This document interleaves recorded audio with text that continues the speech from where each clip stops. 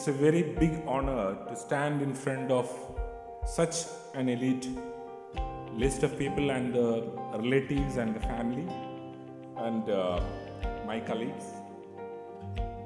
As the evening progresses, it will be more interesting. We have very good list of people who are talking today.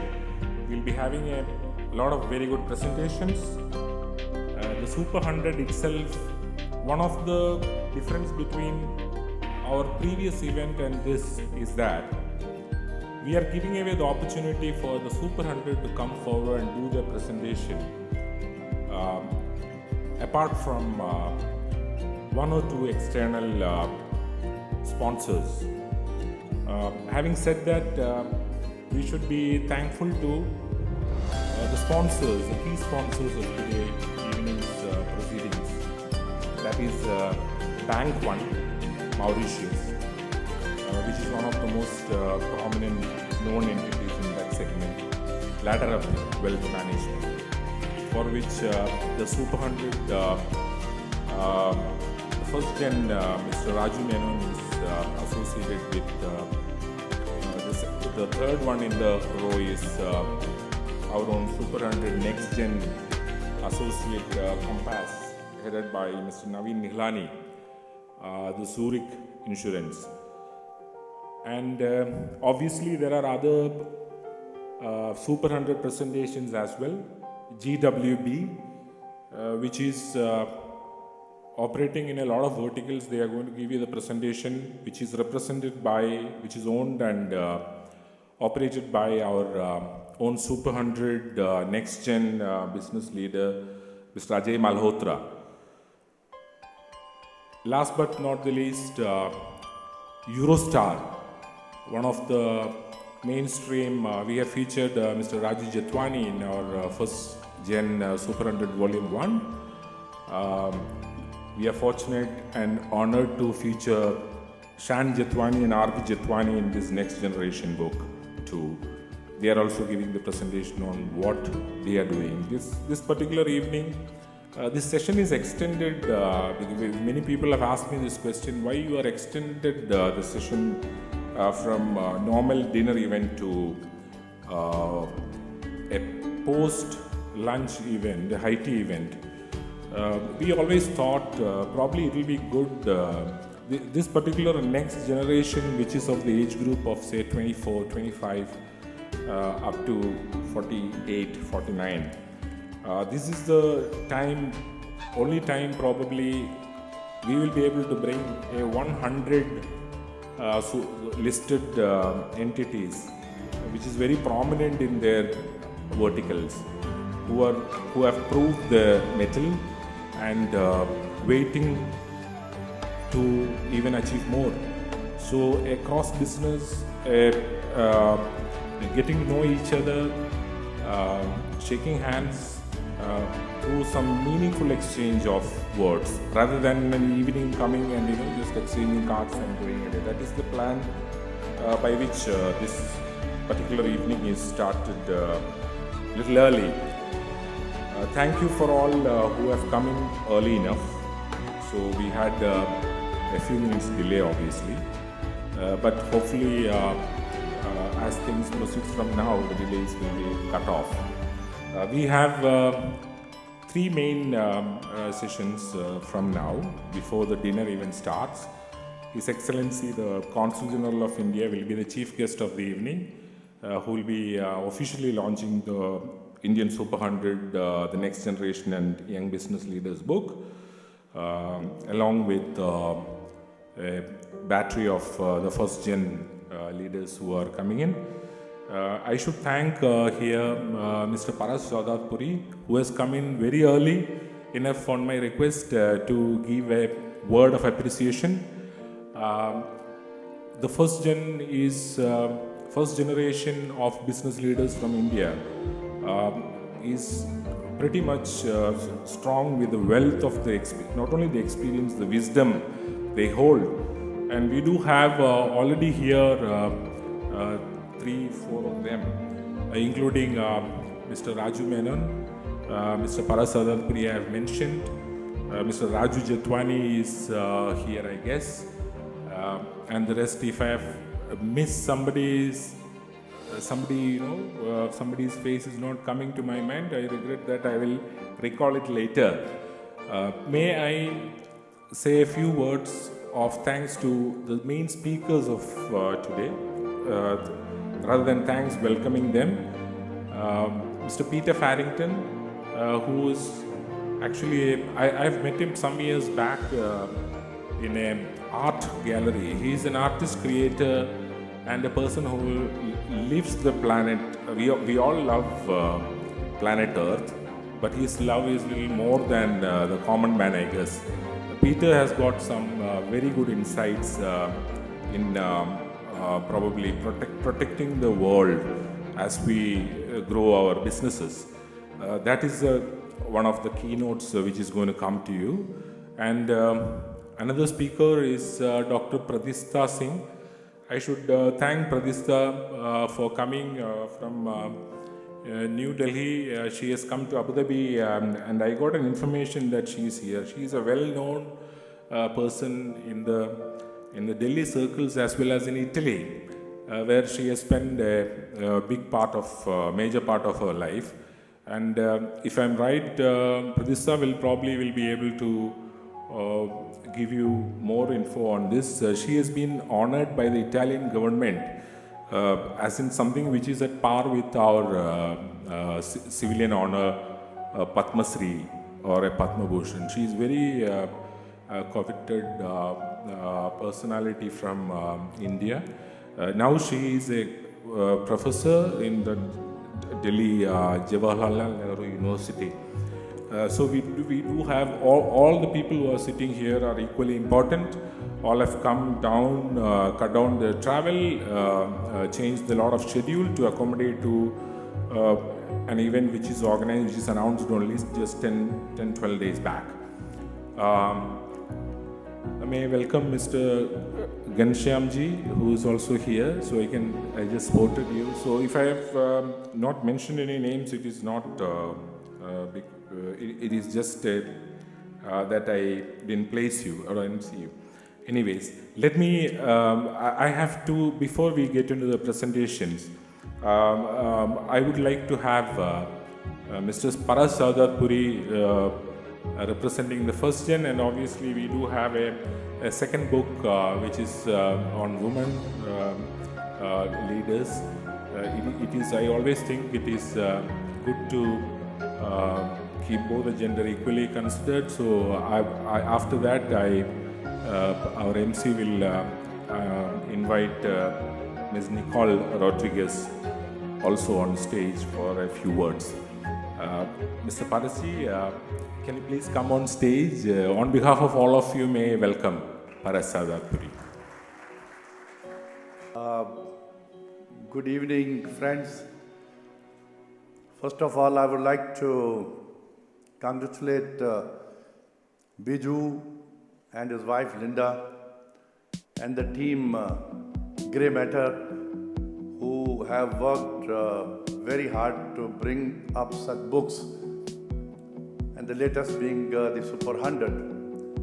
I know when he launched the first book, he came to me and included our name. Next time was for only the ladies, women. So my daughter's name was included, and today is my son's name included in this book. He's traveling to Bahrain and he could not make it today.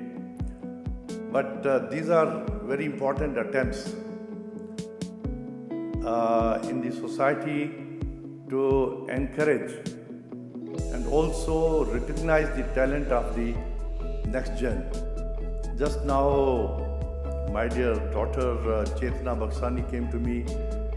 She said, "Uncle, I don't know many people here." I said, "Then this is the book which provides you some sort of reference to know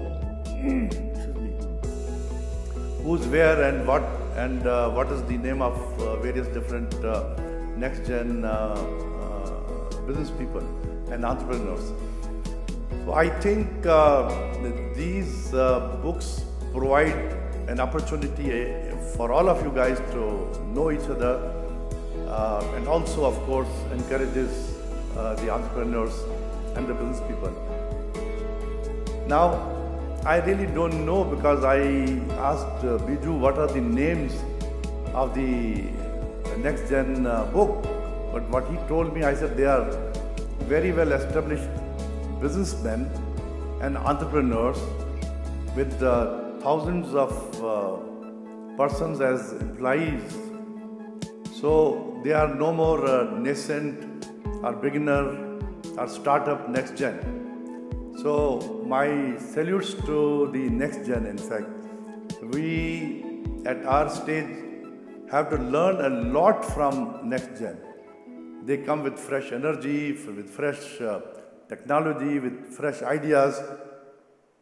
So these ideas are not a prerogative or reservoir only with us, but it is with all the friends. So I really congratulate all the 100 entrepreneurs, businessmen, professionals who have been included in this wonderful book.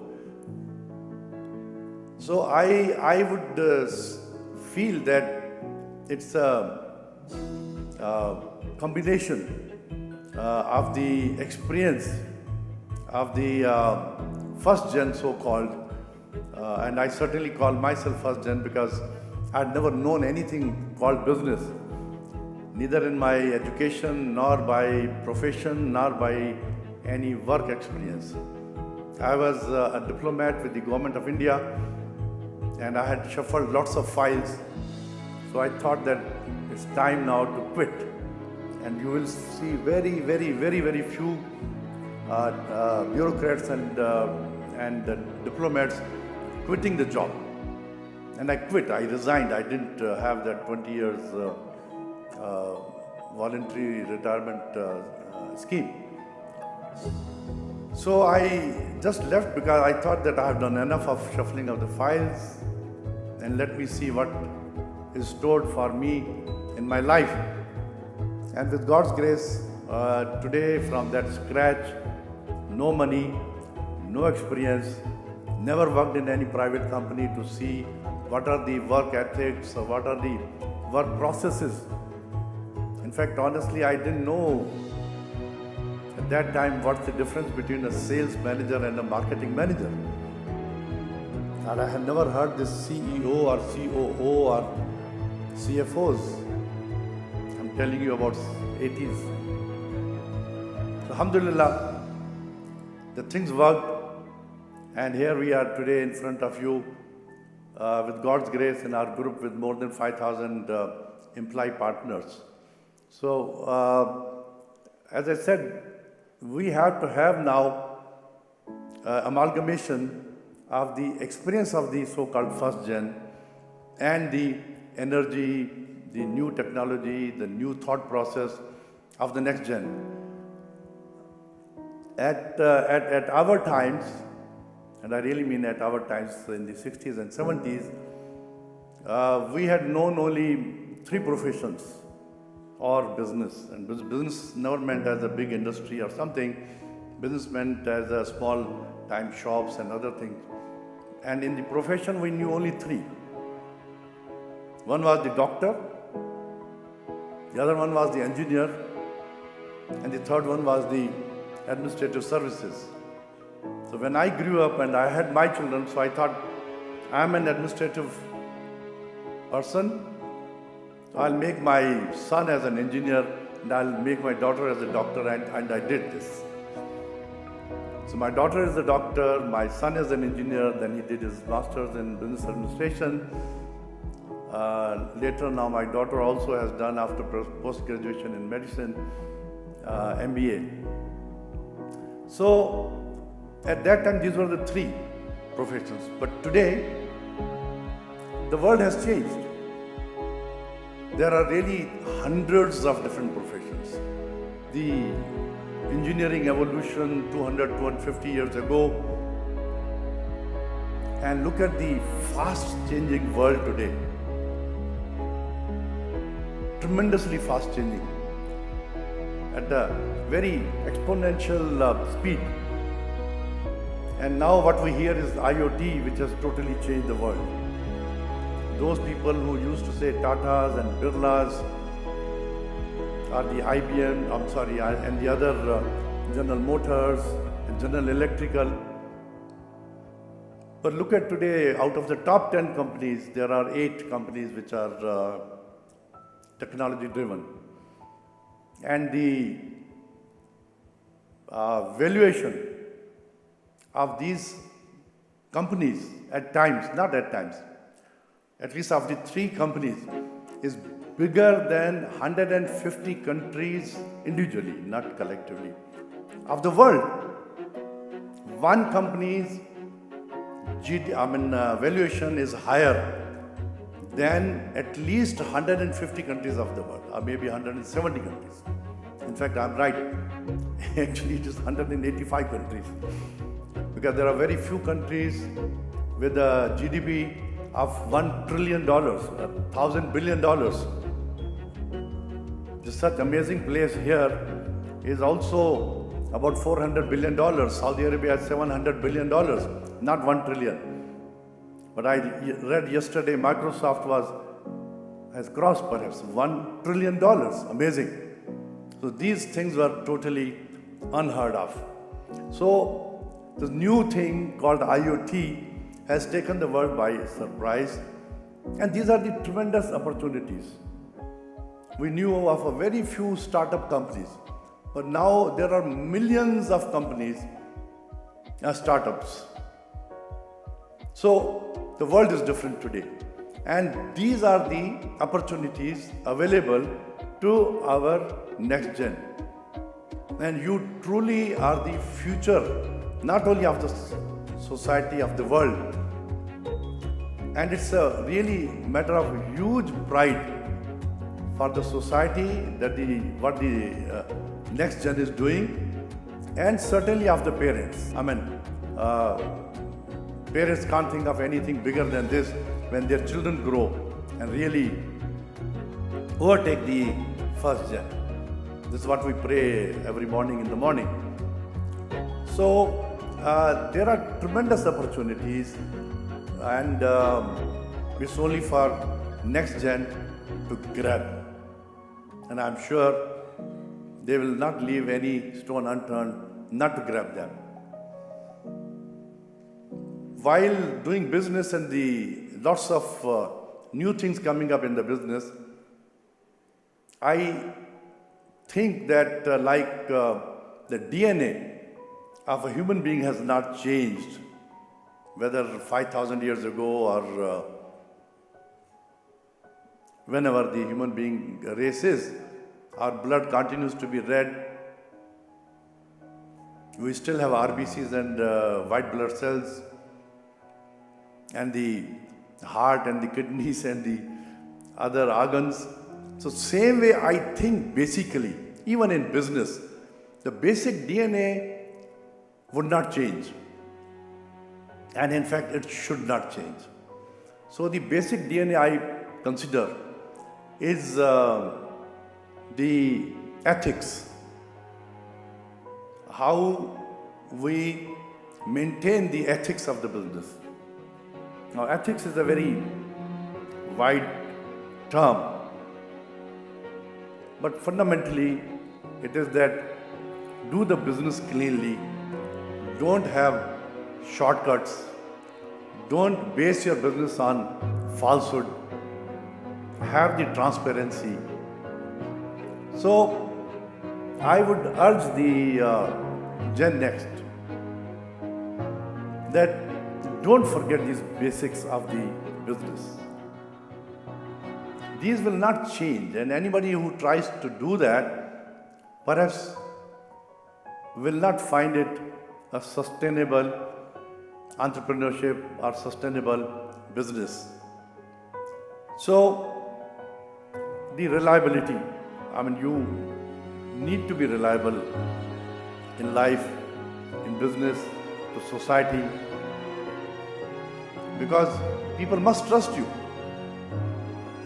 What you say you will do, please do.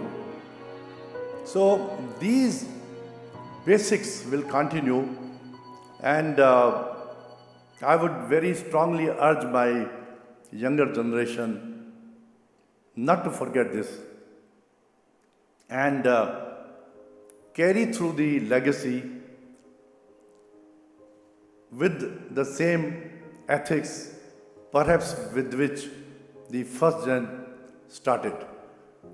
I would like to congratulate each and every 100 friends covered in the book, and in fact there are more. Maybe he could not cover the rest of the entrepreneurs. I really heartily congratulate each and every one of you, those who are covered in the book, for doing an amazing job. Continue to do this amazing job. While doing your job, please do not forget the society. All of us are made because of the society. The moment we ignore society, we will be in problem. Our next gen to next gen to next gen, our children would be in problem. So think of the society, of course think of the environment. These are bigger things though, but think of the society, and environment is a part of the society. Think of the ethics, and always be passionate, be focused in whatever you are doing. With these words, I thank you all, and once again, good evening and congratulations to all of you guys. Good evening, ladies and gentlemen. My name is Nicole Rodriguez. I am the founder and CEO of Diva Group of Companies. I was very fortunate to be featured in the second book, which catered to the women entrepreneurs in the region. Thank you, Biju and Linda, for giving us the platform and recognizing us for all our hard work. It's not easy being a woman in a man's world, they say, but people like you have helped us get to where we wanted to get to. And today we're able to stand up and present ourselves and be there and motivate our children because of the support of people like yourselves. The next generation, congratulations for making it here. It is very, very hard, a lot harder than it was for us, because as entrepreneurs, we have an open scale. We can do what we want, make a lot of mistakes, try it over and over again, and then the more mistakes we make, the more successful we are. But with you already handed over a plate, and you've got to take that to the next level. That is truly remarkable when you're able to take that to the next level. We stop and you take it further. We trust you, and we hand over our empires to you. We groom you, we mold you. Like Khalil Gibran says, children are not us, they are given to us to be cared for and mentored and then handed over to follow their own paths. Biju and Linda, thank you so much to give our young generation a platform, to be able to recognize them, to be able to allow them to come out and innovate and try out new things. You have it so much harder than us. You have one time against you because everything needs to be so much faster than it was in our generation. You have so much information at hand, which means your competition has all that information too. It's not easy being there and constantly innovating, moving, and keeping strong. I totally second the fact that ethics and your value system is so vital. People is power. Remember, the better we are towards the people that we work with and the communities that we live in, the better an organization we run and we grow. So keep the faith, keep it strong. You are the chosen one. And congratulations again. And a big round of applause to Biju and Linda.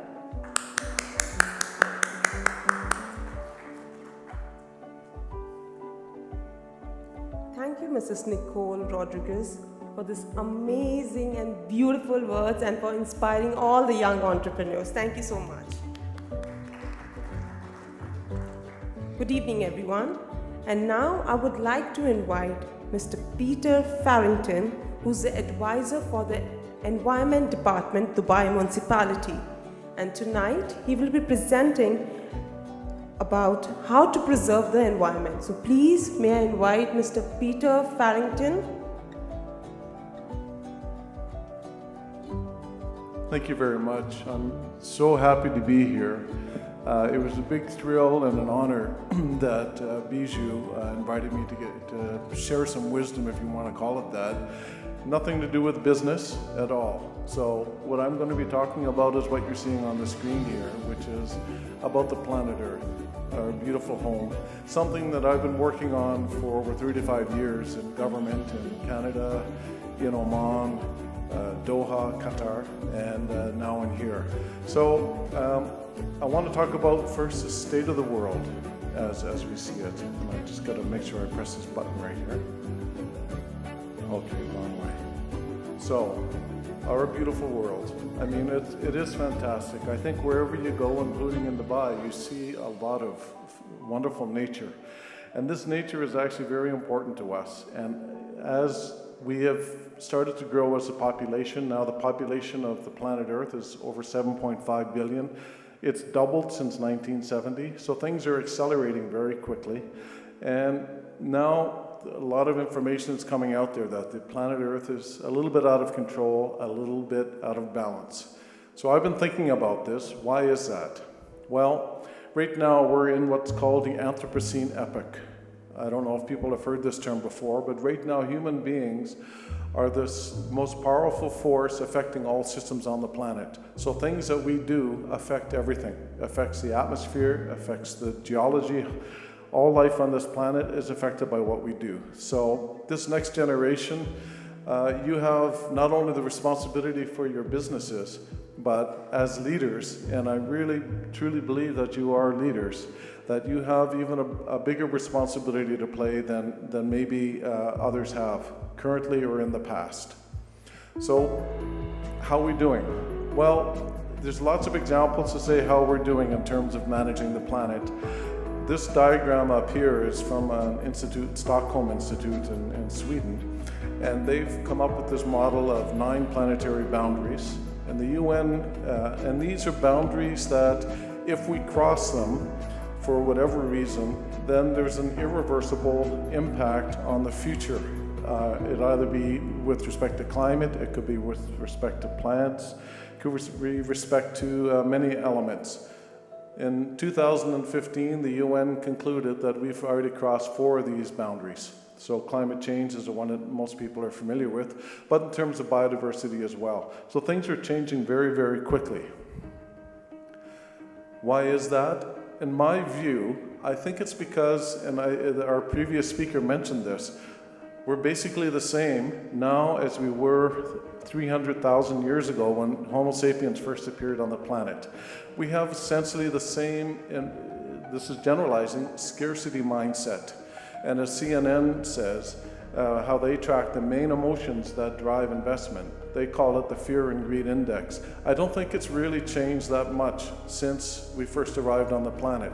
The difference is we have better tools. We have a greater capability to try and utilize the resources of the planet than we have in the past. And I'll just put an example on here is the combustion engine. So let's have a look at the car.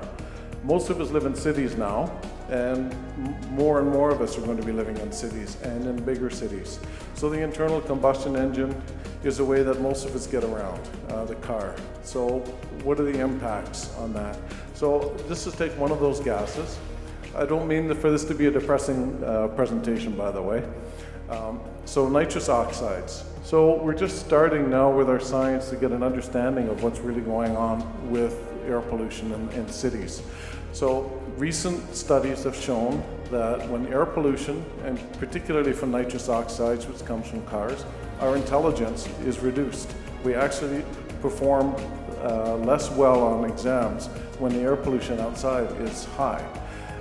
It also, of course, leads to asthma. I think in India there's over 300,000 cases of asthma in children that are attributed to the car pollution alone.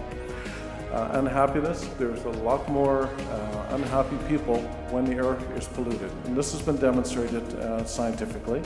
And also crime rates are starting to be correlated with air pollution as well.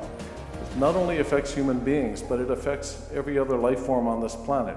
Flowering, for example, when nitrous oxides are around, flowering timing changes. Bees come out at the wrong time, and they actually can't even find the flowers now. So we're starting to see a decline in flowers and fruits and the products that we use. So there are things happening, as another speaker had said, the planet and the world is changing very quickly. So what did we do about it? Generally, now this is my government talking. I've been in government most of my life. So we've taken what I call a command and control approach.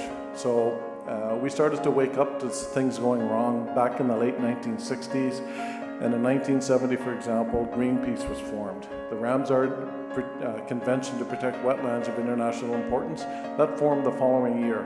So we were doing lots of things, forming all these committees, signing all these international agreements to try and do something about biodiversity, about climate change. And ISO, which many people are probably familiar with, there's over 21,000 ISO standards. And in 2015, there were over 2,000 ISO standards passed alone. We're trying to, as much as possible, to control what's going on, to manage it properly. And as I think most of us are familiar with, the United Nations passed the Sustainable Development Goals in 2015. So this has been our approach, and that little symbol down at the bottom is about government. And is it working? Well, this approach alone, as you can see by my examples, doesn't seem to be working all that well. So the UN declared, as I mentioned, we've crossed 4 of these planetary boundaries in 2015. Ramsar, which was actually in Dubai just this past year, they passed their 350th resolution to protect wetlands. Yet over that same time frame, we've lost over 35% of them permanently on the planet. You can look at other examples there where this type of approach on its own, it's not seemed to be working. But some clues are starting to emerge where we do have some solutions. And this is some of the things I want to mention to you. One of the ones that I'm starting to see now is innovation. Innovation is now starting to accelerate. IT, this is where I hope that the next generation really focuses on. It provides great opportunities, but not just about business. This is an opportunity as well to make a better life and a better planet for people. If we can focus on this, then we have ways that we can actually start to turn this around. When it comes to the air quality that I mentioned earlier, fuel additives are being developed in UAE now, and nanopaints that could reduce the air pollution in cities by as much as 50% or more. So those issues that I mentioned before, we have the technology now. They could be introduced into these polluted cities, and we could start to turn things around very quickly. Here's an example that startled me. Actually, it's the second factor, innovation being the first, the second being passion. This is a project actually with Dubai Municipality. I'm here representing myself, by the way. We had a wall 50 meters by 2 meters that needed to be painted within 1 week. And so I was asked, Peter, can you find somebody to paint it for us? I not only found somebody, she got 6 of her colleagues to do this, and in 1 week's time, they designed and they painted voluntarily. Some of them work full time, they would come after work, and they painted this wall 2 meters by 50 meters. And all I had to do is give them the opportunity to do it. It was phenomenal. So it really shows when people are passionate about what they're doing and they're given the chance to exercise that passion, it's amazing what they can do. All of this incredible art. It's on Jumeirah Beach too. It used to be called Open Beach. This is where this wall is, and it's absolutely fantastic. So next generation, find what you're passionate about. If it's business, this is wonderful, and stick with it, because we really need your passion to be able to start turning this world around. The next one, I mentioned, forgot to mention community. It's the idea of legacy. So I went to the foundation ceremony for the Indian temple that's being built in Abu Dhabi, and I met a young lady there from Kenya, and she told me that what she does, she wants to give back to the planet and to the community. So with every single one of her clients, she puts money aside from what she earns from them to plant one tree. And she pays enough that she plants the tree and they're looked after for 6 months. She's now got 307 trees planted to date. And it's phenomenal, just this small gesture that she's doing is now, she has many people that care about the plants and the trees. They come in and ask her about them. And I looked a little bit more about that name, Patel. I thought, who is this? And it turns out that her father, her grandfather, they've been planting trees, hundreds of thousands of trees, hundreds and tens of thousands of pounds of seeds that they're distributing around India. It's phenomenal what they're doing. So they've passed this on, the legacy from father or from grandfather to father to daughter. And this to me is also really important, and why I really like this concept of next generation. You have a really strong foundation to build upon, and I hope you're able to do something similar to Yankee Patel. It's really inspiring when I got to meet her. Okay, so what's the formula then for success that I see from my experience? And there's many factors, but looking at it from an environmental perspective, yes, we still need to use our minds, no doubt.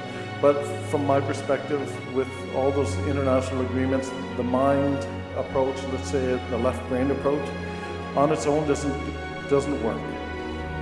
We also need heart, of course, and this is where the artists come in. Or when you feel that passion, this is when you know you're on the right track, and this is when you can really achieve much, much more than you can through KPIs and business plans.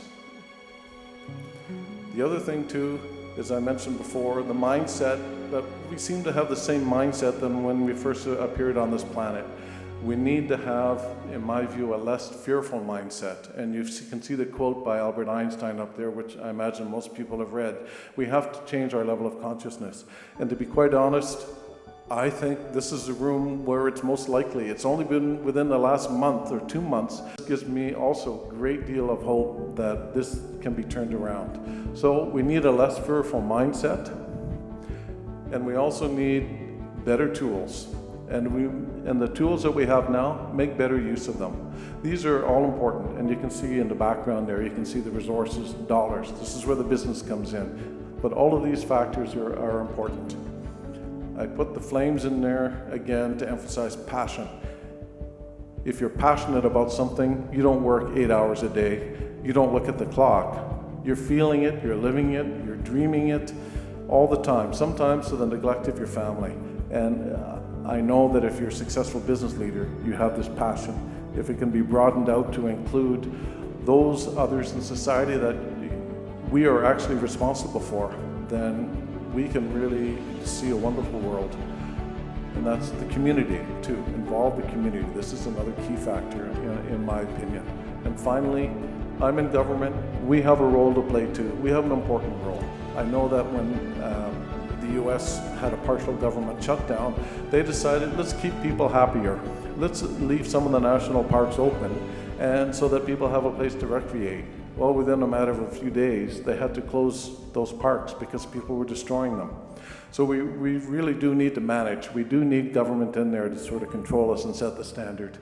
But if the next generation can start to move forward, I think the legacy that you'll be able to produce for the rest of the world is going to be really transformative.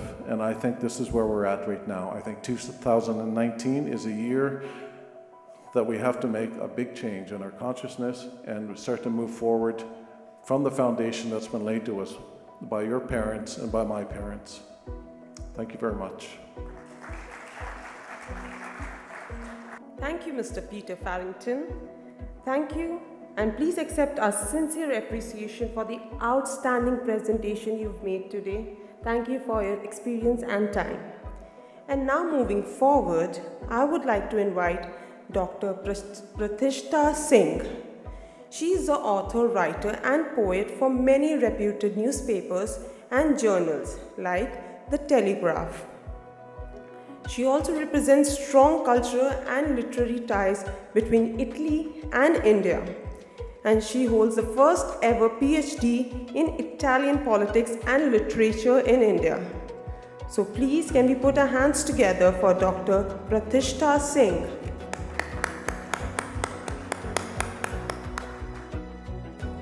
Hello everyone. Thank you for the fantastic presentation, Mr. Farrington. I am someone who is a bioscience graduate, and I feel a lot for environment, and I try to do whatever little I can.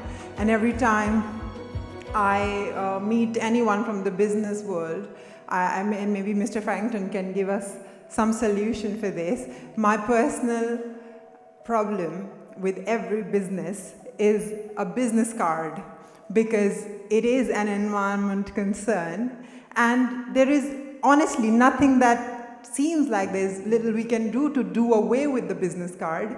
I wish we could somehow not hand each other the business card and still have each other's contacts. I don't know how it can be done. I wish we can do something about it. Well, exactly, by the phone, there's something that we can do. We can scan each other's or click a photo. One person can have just one card. There are possibilities. So I'm just throwing it out there. Well, today I was earlier speaking to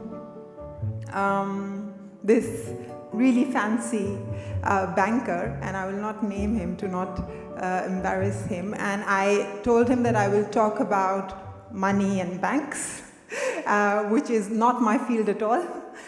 I will only touch upon that topic. I will essentially talk about what concerns me a lot, which is culture and cultural production of different kinds, and why it is important or very closely related in any case to the work that you people are doing.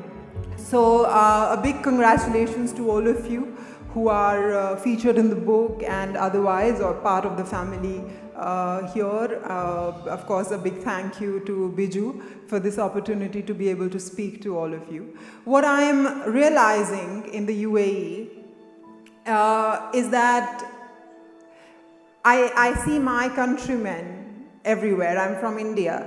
And I do see a good representation of my countrymen.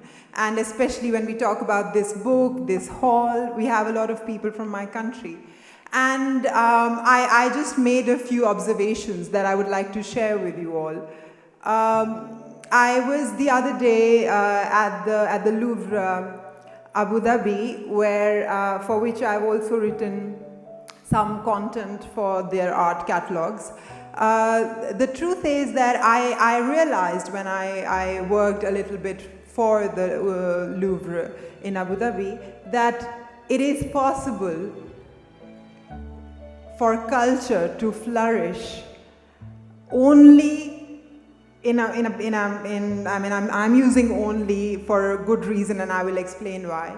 Only with a certain patronage from the finance side of the world, because I see Abu Dhabi and I see Dubai as these really young countries.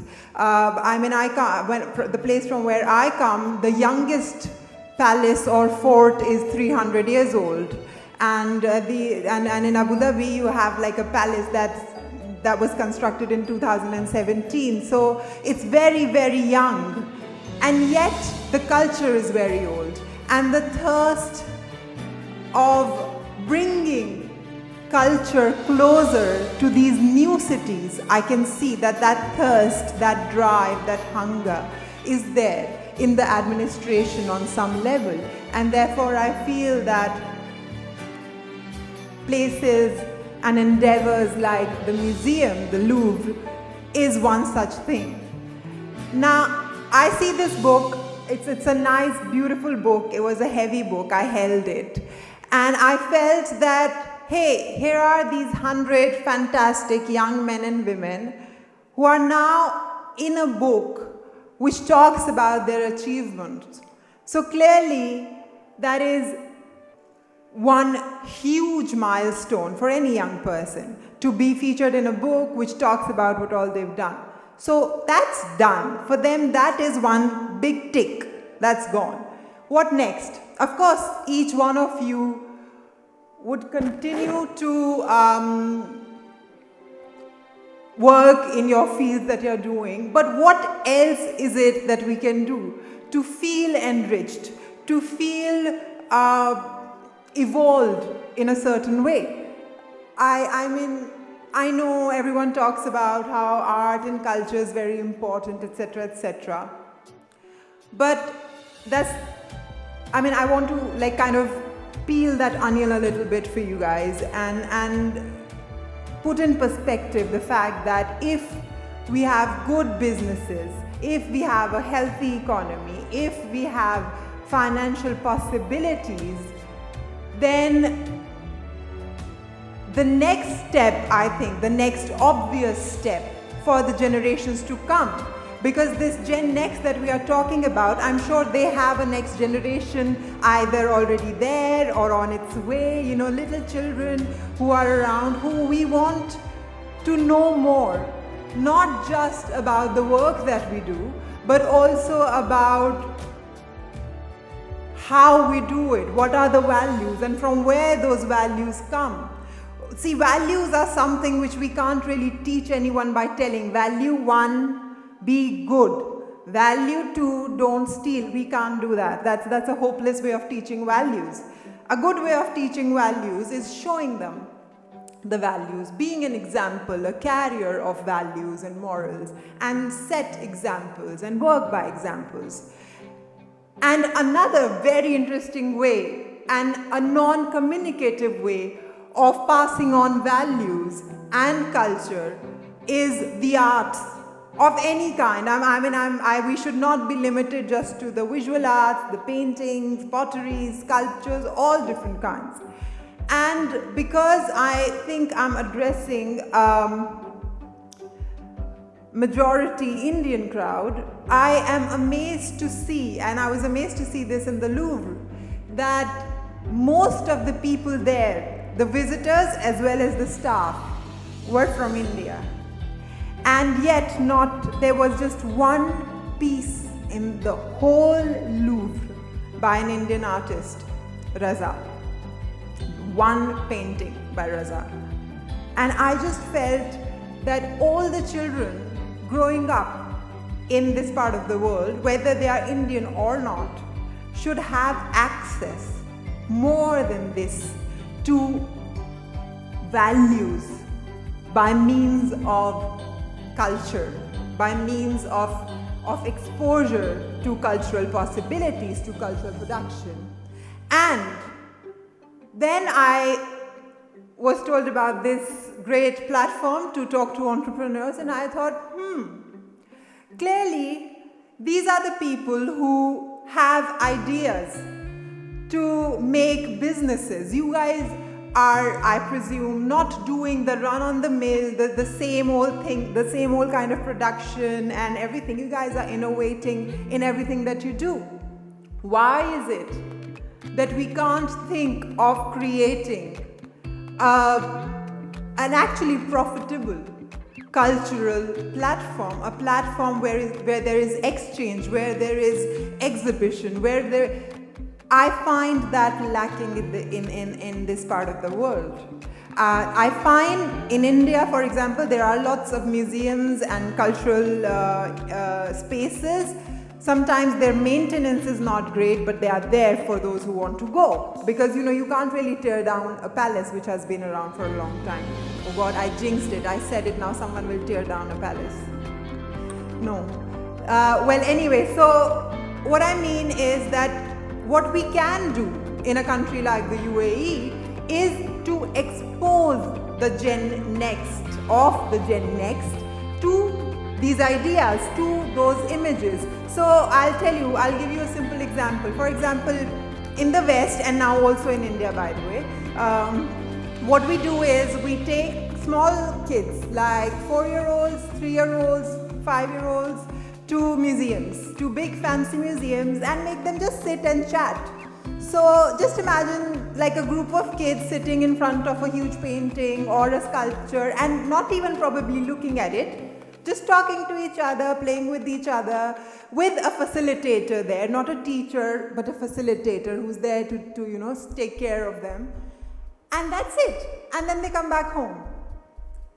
And what we don't realize is they have taken something in them. They are taking back something from that. There are images, there is an experience which has stayed with them, which is imprinted now. And there is no way you can delete that. And it's a very important exercise for all of those people who feel that they want to give their children best of the best kind of education, best of the best kind of upbringing.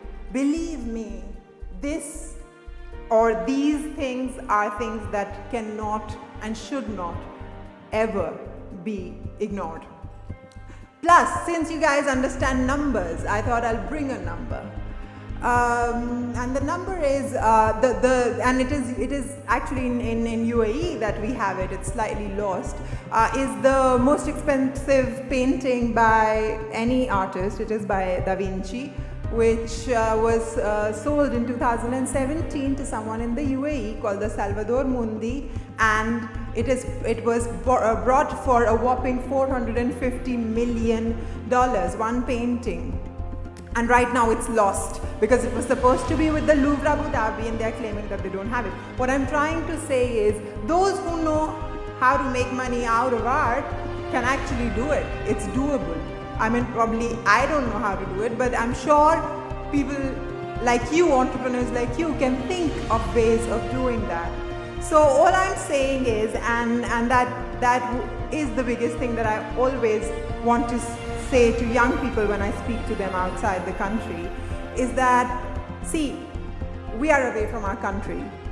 We make the annual trip, back home probably. We take everyone along, etc., etc. But the exposure is limited because the value of being an Indian is not, and forget the community, the religion, etc. It's common to all Indians. Is not just the family values. It is also a certain kind of aesthetic value that somehow we ignore. Especially we ignore when we are away from the country.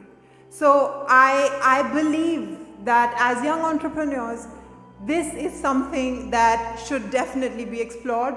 I also would have liked to speak a little bit about culture and politics, but I'm sorry, but I have to run. I feel that people like you bring about a change, not just for yourselves, but for lots and lots of other people who probably don't even know you directly. So, and that change can be also a cultural change, a deeper change, a change which does not give direct returns, a change which stays with you for generations to come. So I'm just like opening out an idea to you guys, and I hope you know how some of you can get together and do something in that direction, because there is no dearth of artifacts and paintings and stuff in India which can be loaned or taken, and in India people are really hoping and waiting to do that, and these are not huge investments, and like I said, the returns are huge and long term, and they stay with you, they stay with the next gen of the next gen. So thank you very much. As much as I feel like Cinderella running away from the ball, I have to, because I have a commitment back in Abu Dhabi. Thank you very much. Have a pleasant evening. Thank you, Dr. Pratishta Singh, for such an enlightening and inspiring speech about culture and art. And now moving on, I would like to invite Mr. Ravneet Chaudhary. Mr. Ravneet Chaudhary, he is the CEO of Bank One, and in the banking industry, he's also been with banking companies like ABN AMRO and American Express Bank. He also holds an esteemed position as CEO of Chartered Accountant Bank in Oman. Please, let's put our hands together for Ravneet Chaudhary. Good evening, ladies and gentlemen. It's an absolute pleasure to be amongst you here, and heartiest congratulations to the winners of the Super 100. It's a wonderful sort of credit to you, and good luck to you. Some time back we had Prime Minister Modi in Mauritius, and he said something wonderful when he was talking to us. And he said that I bring greetings from a nation of 1.2 billion people to a nation of 1.2 million people. So I'm going to borrow a leaf from his book and basically say that I am bringing greetings to you from a nation of 1.2 million people and from my lovely, young, bright and enthusiastic staff at Bank One of about 440 people. Now your story is very much like that of Mauritius. Mauritius is a small island, 6 hours flight from Dubai and probably 6 hours flight from India as well, with 1.2 million people, and Mauritius has been able to create a wonderful tourism destination, a wonderful financial services business, a wonderful textile business, and is now diversifying into healthcare and education. So, the story of Mauritius is not very much unlike some of the stories I'm hearing of the wonderful success that all of you have made of your lives. So that's something that's quite common and very nice to hear. Now, unfortunately, I believe you're up against a lot of challenge as you go along. And let me explain why I'm saying that. Now, if you're a first generation entrepreneur, you don't have to worry whether the second and the third generation are going to take and manage what you built up. If you're a second and a third generation entrepreneur, you really need to worry, because statistics say that 70% of the wealth is lost in the second generation and 90% is lost in the third generation. So that's one challenge that you have. The second challenge you have is that the pace of change that's going to be happening now and what the world is going to experience is going to be unprecedented. So that's something that's going to come and hit your businesses. So the top 10 companies on the S&P 20 years ago are no longer the top 10 companies, and I'm quite sure that 20 years down the line, the big companies like Apple, Google, Facebook may not be the top 10 companies around the globe. So the valuation of $1 trillion may not matter. And you're going to be hit with that change, that constant change, very, very frequently, and you're going to have to navigate your way around that change. The other thing that's happening is fintech. And again, fintech is going to change the whole landscape. And there's so much of disruption that's going to happen, and the way in which business is done, especially on the banking side, is going to change dramatically. Another thing is, how do we navigate our way around this? Whether you're running a business, whether it's shipping or banking or freight services, it could be disrupted tomorrow morning. Now we talk of self-driving. We talk of Uber. Let's start with Uber. And now Google cars are probably going to take out Uber. Now I could ask you the question, are they going to be cars at all? Or are we going to go into an era of self-flying drones? Are they going to be human drones eventually, which basically fly us from one place to the other? So we're in an era where there's so much of uncertainty. But within that uncertainty, we have to navigate our way, and we've got to build our path forward. We heard something about sustainability, and that's so important. Now, as a bank, I'm just about to appoint a chief sustainability officer, and that's something we've never had to think about before. And the reason for that is that when we do any lending with some of the big institutions that we deal with, they want to know whether we followed the right principles on lending. They want to know how the people who are borrowing money from us are treating their employees, what their living conditions are. And again, talking about giving back to the world that we live in, giving back to society. We heard something about that as well. What are you going to do to give back to society? We've done something very small in Mauritius. We have a bird in Mauritius called the kestrel bird. And there were only 3 kestrel birds left in Mauritius. And through a restoration program and a breeding program, we've been able to bring that population back to about 500-600 birds.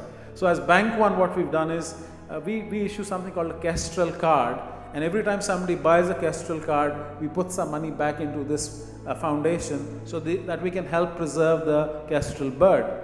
So I think the point is that each one of us has got to do our bit.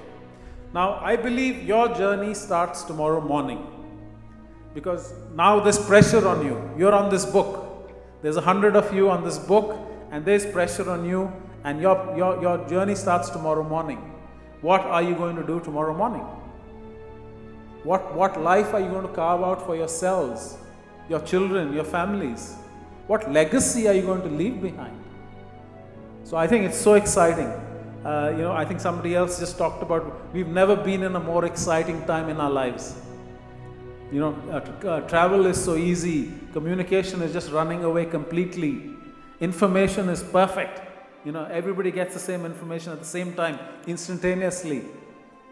And what an exciting time to be alive.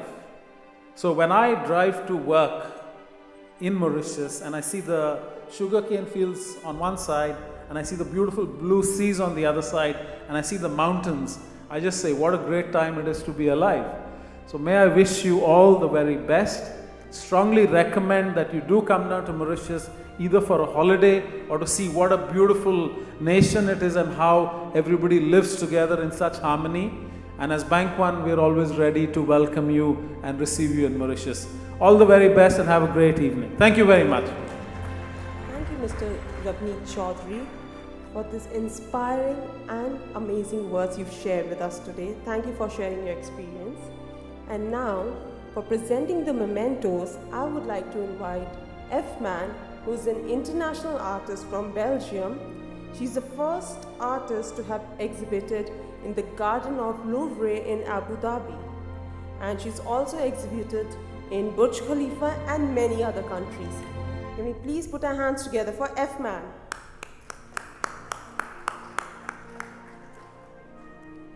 I would also like to invite Rizwan Sarjan, who's an Indian businessman in UAE. He's also the founder of Danube Group.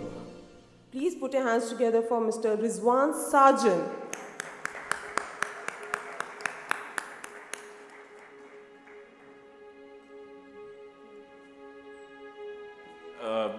Apart from what Mona said about Mr. Rizwan Sarjan, I would like to add a few more lines to it. Mr. Rizwan was the jury of the Women Super 100, and also this year the next generation, the choice of list has been selected by Mr. Rizwan Sarjan and Mr. Vasu Shraf, who will be here in some time. The first set of mementos, on those who all are here, 10 mementos are issued to kill the monotony of the presentations. Anyway, we will take some time to distribute all the mementos for those who all have come. So for F-Man, hope you have got a good introduction on F-Man. She is a very popular face in Abu Dhabi. Today we have requested for her to come down to Dubai and meet all of us. So between them, may I request a few names to come forward. As and when I request, you can take the memento. Why? Because it will not go in alphabetical order because people are coming in only now. So may I request Mr. Ajay Malhotra to come forward. So you can take Ajay Malhotra. Ajay, please come forward. I'm actually looking at your face and I'm making sure you are here and inviting you. Vicky Bose, our media production partner, I cannot see you from here. Okay, fine, yeah, all right. So Mr. Ajay, please come.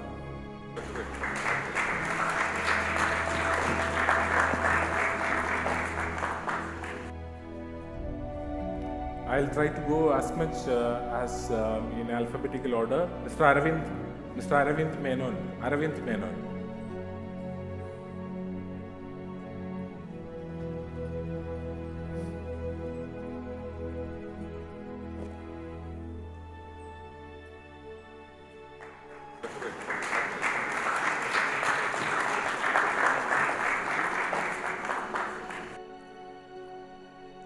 invite Mr. Prakash Bambani to come forward. Prakash Bambani. By the time Prakash is given, can you please take the Mr. Deepak Palija and Nimit Palija. Mr. Deepak Palija and Nimit Palija. Mr. Prakash Bambani has received the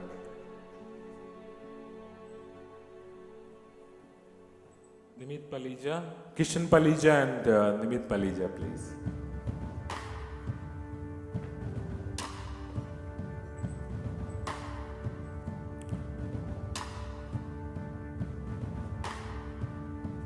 May I request Renu Manjunath after this? Renu Manjunath. Now Nimit Palija is coming to receive the memento.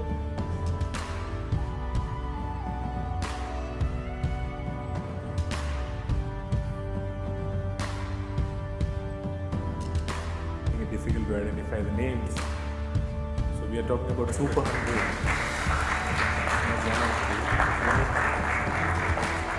Renu, please come and receive the memento.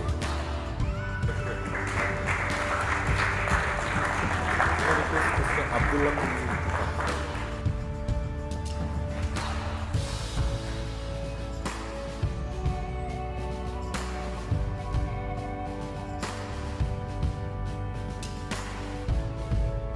What they are requesting is to hold the memento for some time when you feel it, so that they will get ample time to take the photograph.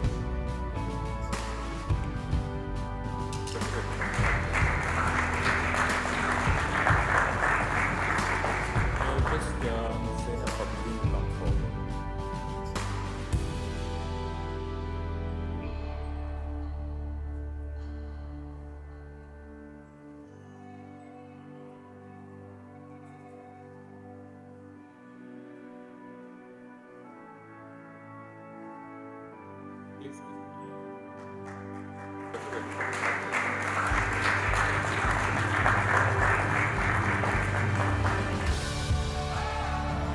May I request Jennifer Fatima to come forward?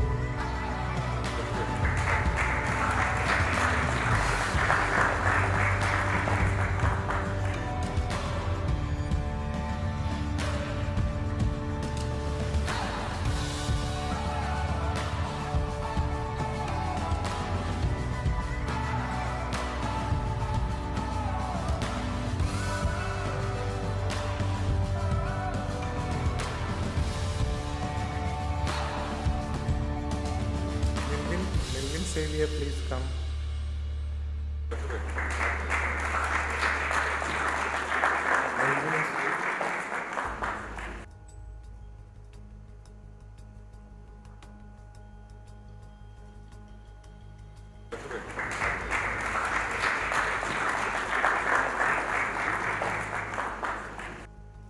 Puri will be distributing the next set, but we will have a small break in terms of presentation and we'll get into the next session.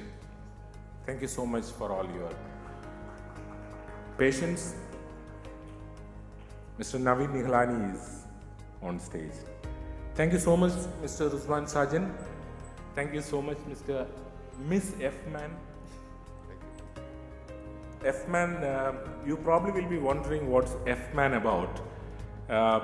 She herself has strictly given me an order, and the MC and all, to call her F-Man because her website and everything related to her is F.man.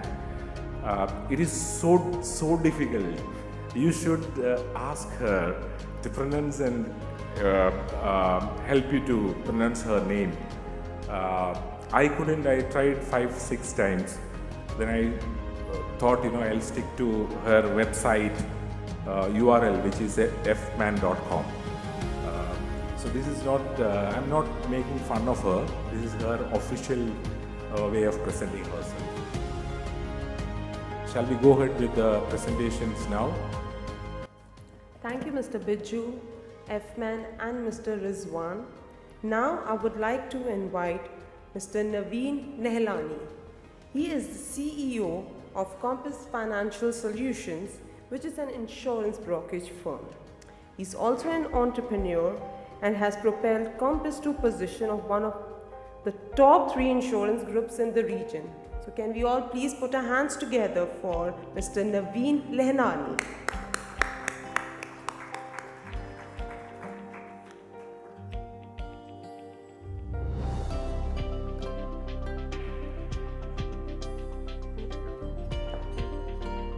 Finally. Thanks, Biju. While I was waiting there for half an hour, I felt like Ranveer Singh from Gully Boy. Okay, apna time aayega.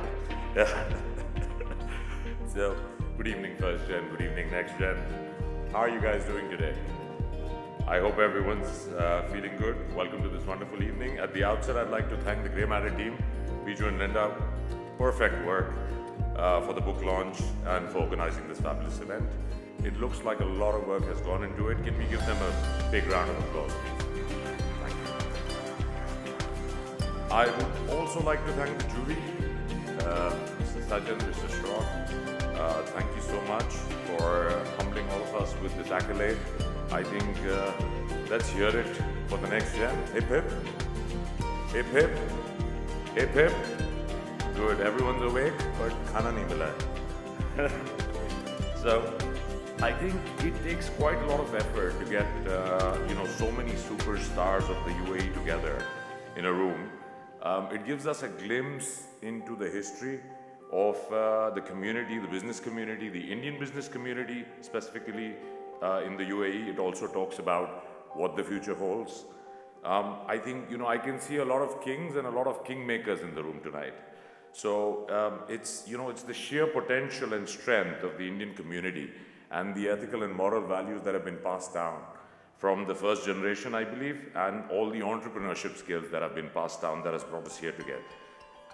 When I was growing up, my father always gave me, idioms and adages. Indian parents. I think everyone knows them. He used to always tell me, "Beta, mehnat ka phal meetha hota hai." That means hard work pays for the English speakers.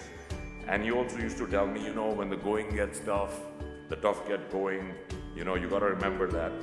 And, at that time, it just seemed like words to me. I couldn't get that till I actually got into the business world and I understood what he meant. I'm sure a lot of you in the room agree with me tonight, and you are the ones that were listening when they were speaking and learning from the experience. I think, everyone's a survivor. As I look at it, specifically in the UAE.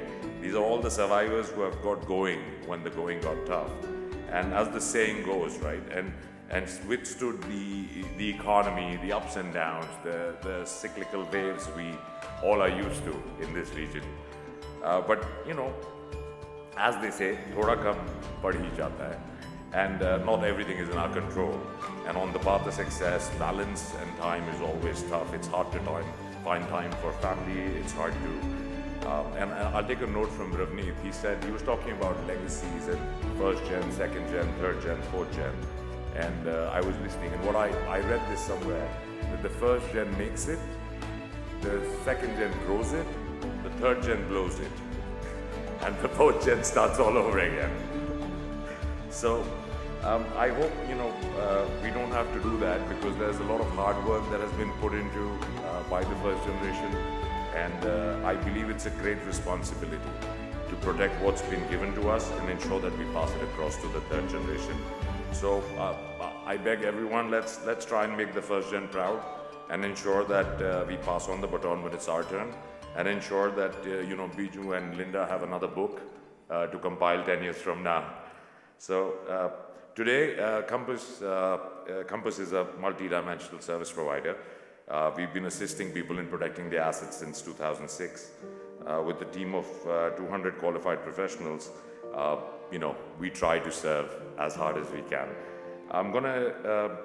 Today we partnered up with Zurich to talk to you about protecting your businesses and assets, and the key people in your business to ensure your legacy passes on to the ones that are most important to us. I don't think Zurich needs an introduction. I'm sure they're a household name today. I would like to invite Jason Waldron from Zurich, who has been in the region for over 10 years, and he's an expert on the subject. Jason, is he here? Thank you.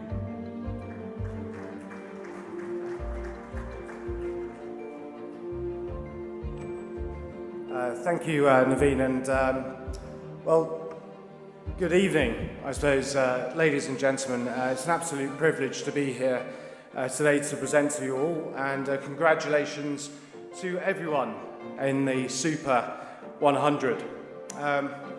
Most people have a fear of public talking, but I have a fear of high lecterns, so hopefully everybody can see me. If not, I'm sure you can hear me.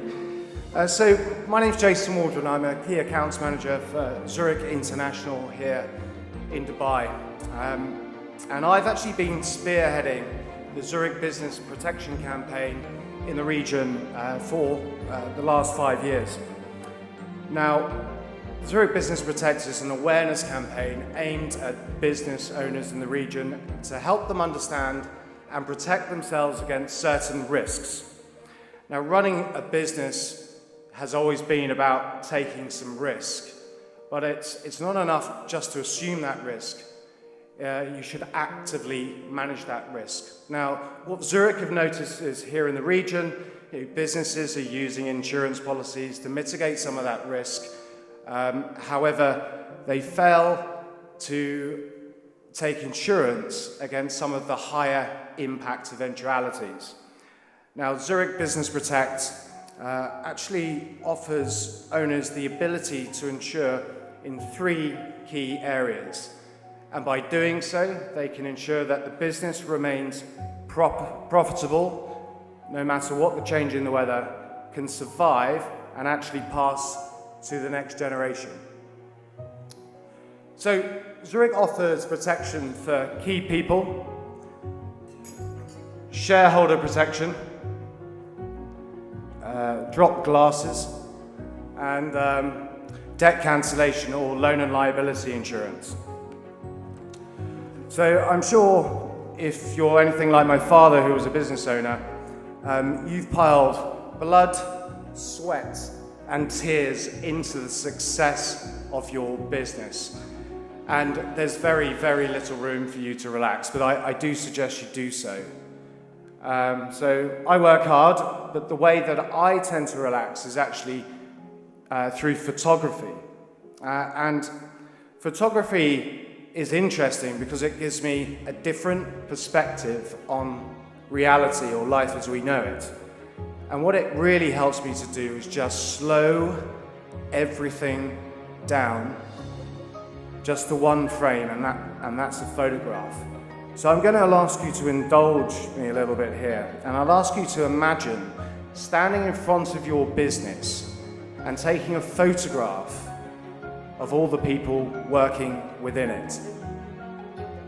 Now, as you do so and look through the lens, just notice the people working, the sounds that are being made, and just notice how you feel about observing your business working perfectly.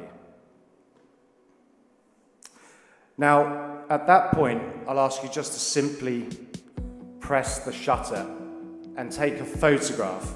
And once you have that, just look at that and notice your business as it is today.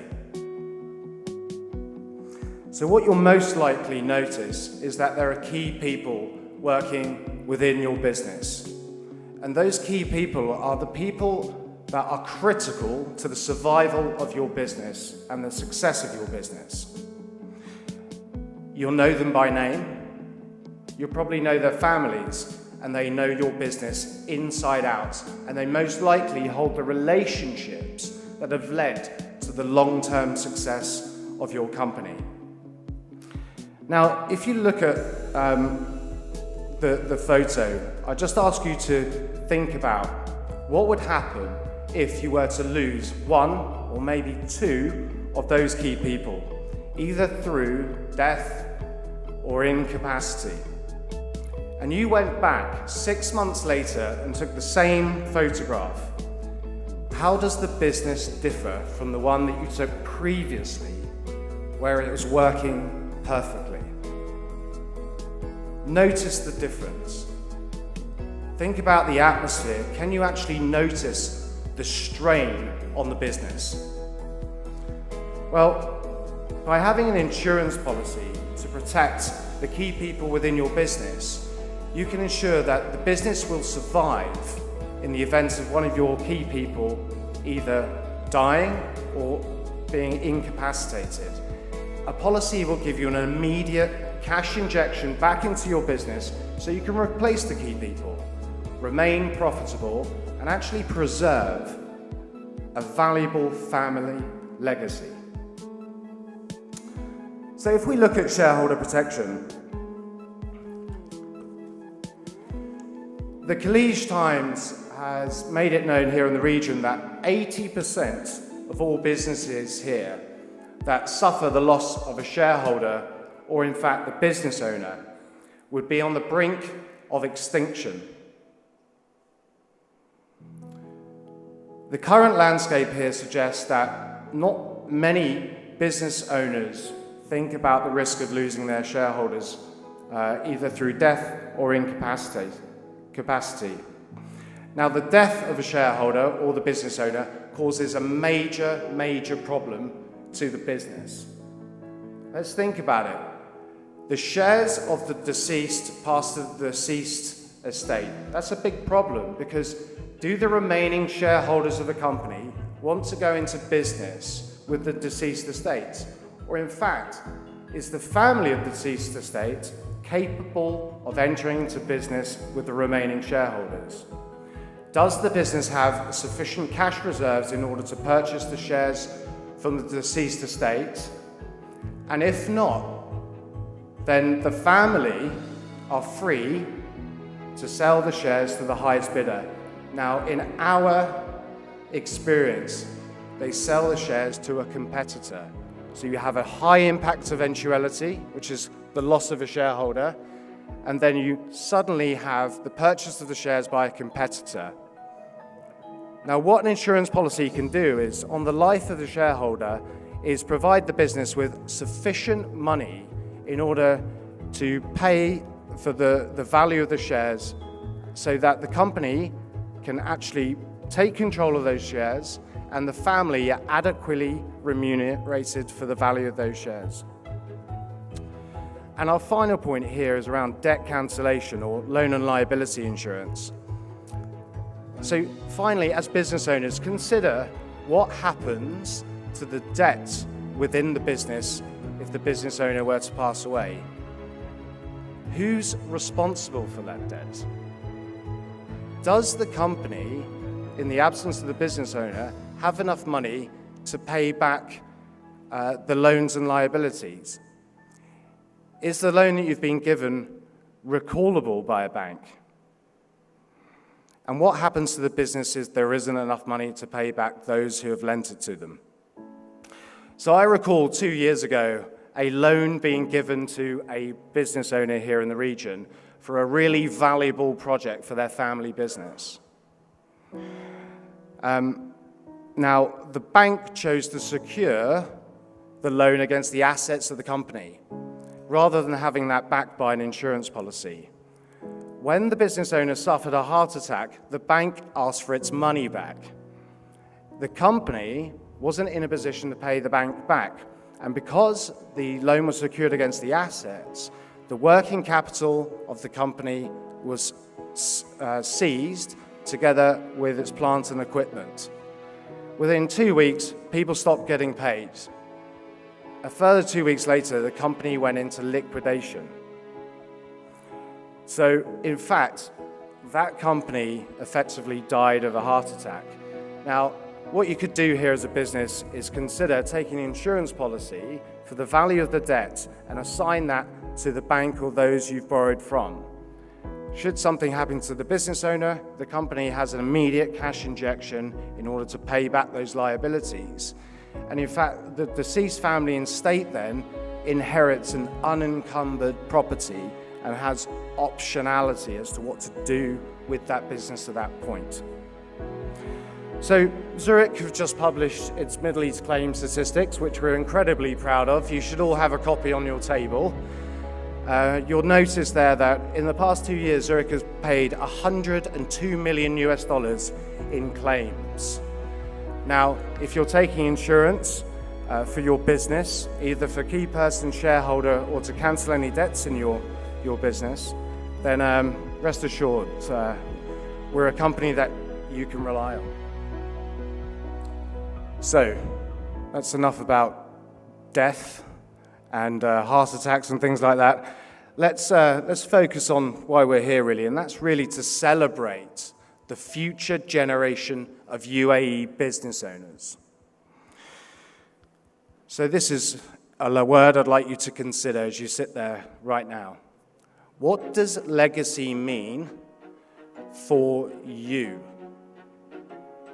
For me, it means having my family around a dinner table when I'm no longer around, celebrating the successes of my lifetime together. No arguing, no regrets, just happy faces and an appreciation of the plans that I made in my lifetime whilst I was alive. So, finally, I mentioned my father was a business owner. He was actually a commercial fisherman. He had several boats, and he was actually incredibly successful, managed to raise a family and 2 children. And he also ensured that I was in a position to carry on his commercial fishing business if he were no longer around. Okay? He had a succession plan in place. Now, I also have a sister, and she wasn't too keen on becoming a commercial fisherwoman, so she just let me get on with it.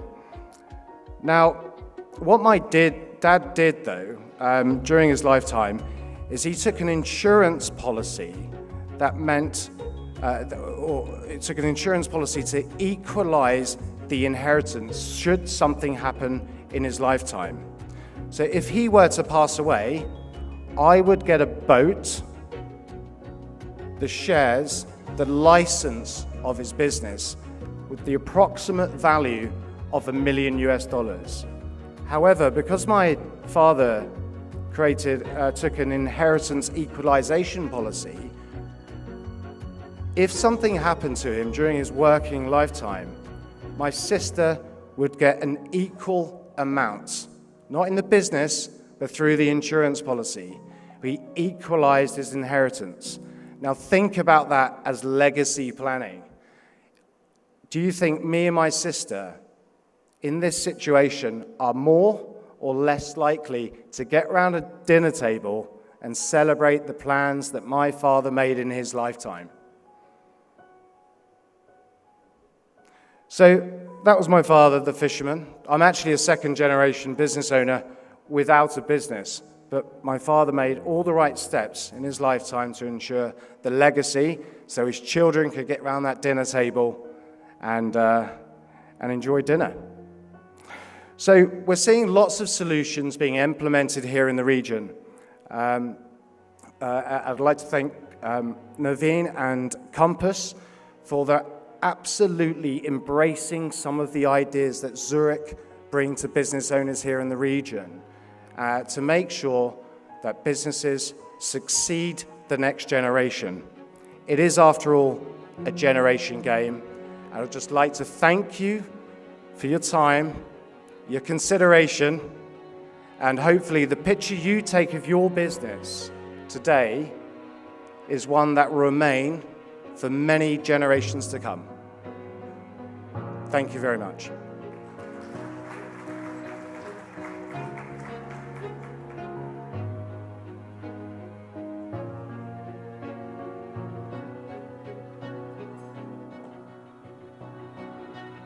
Please accept our sincere appreciation for the outstanding presentation, and thank you for sharing time and experience with us. Thank you, Zurich Insurance. And now, moving forward, I would like to invite Mr. Ajay Malhotra. Mr. Ajay Malhotra, he's the CEO of Growing World Business Group that now includes 4 powerful brands across the Middle East. He's backed by a glittering background in accountancy with KPMG. He also continues to expand his business with key investments. So please can we put our hands together for Ajay Malhotra.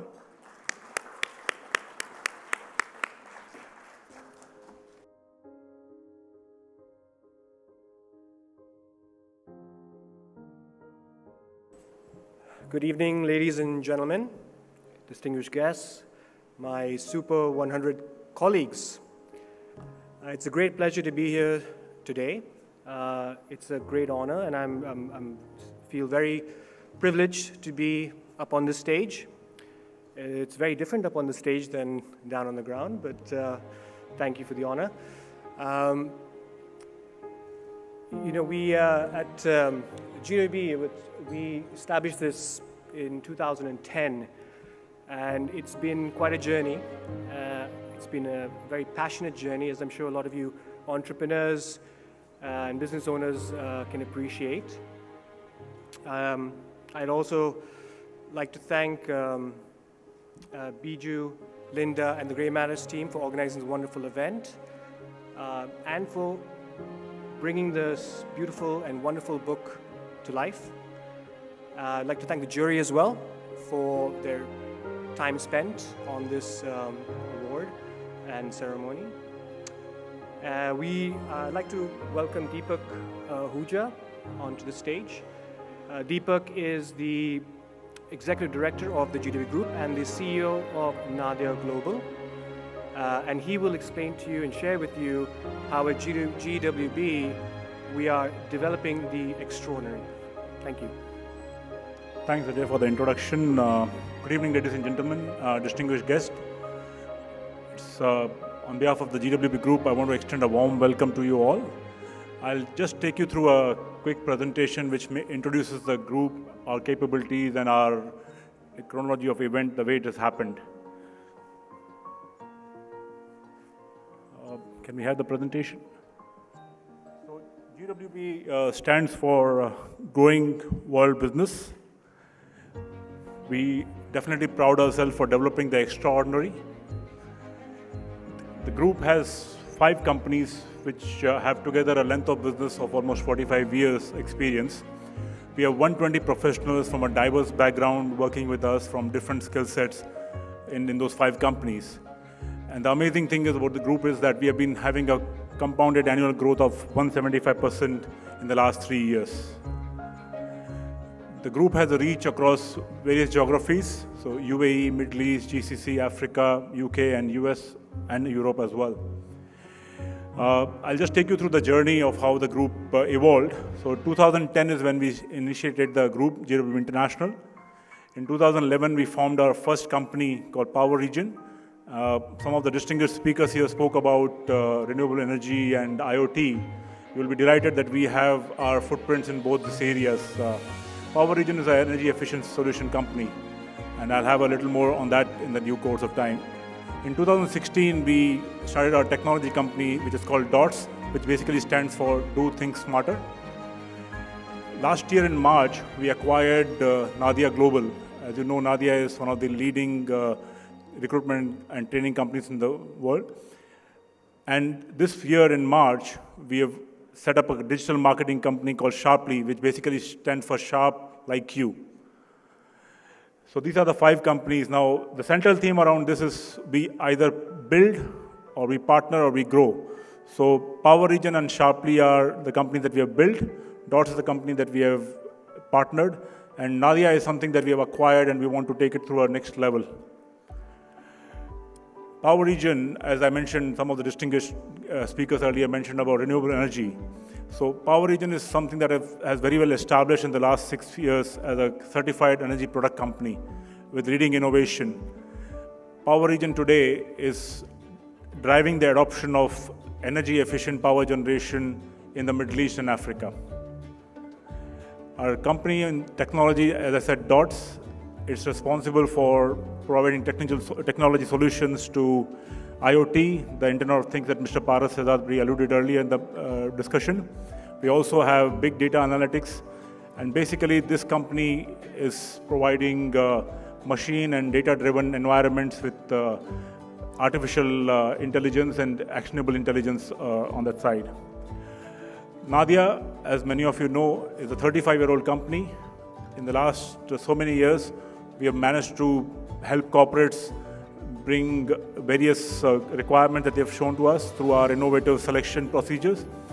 The company has a track record of helping corporates build their teams from ground zero.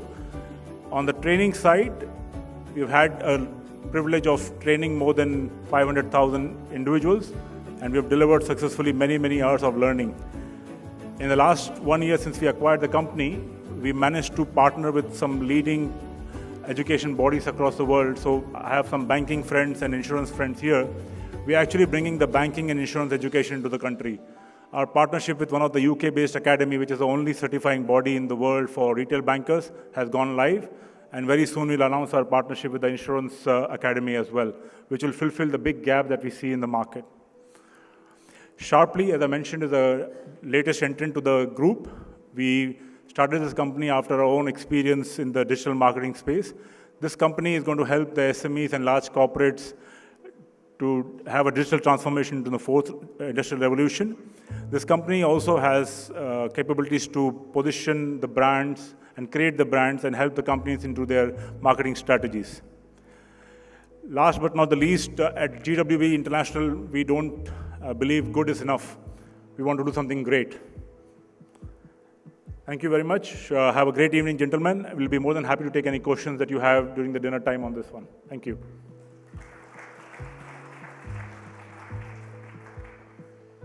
We're going to do a memento session once more. This time around, you would have noticed the last memento distribution was mostly men. So we have a group of lady entrepreneurs, the next gen. May I start with Gayatri Sagar and Mr. Paras Sadatpuri and Ms. Nicole Rodriguez on stage. Nicole, please come. Mr. Paras Sadatpuri, please come. May I call on Manisha Advani?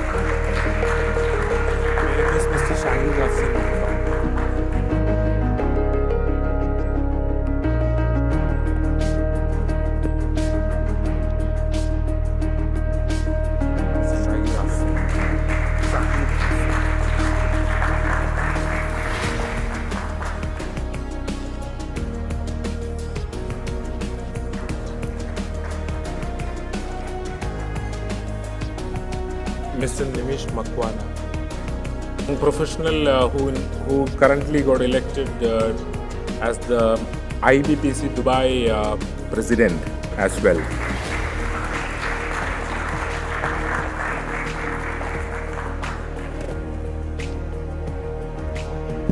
May I invite Mr. Japson Varghese.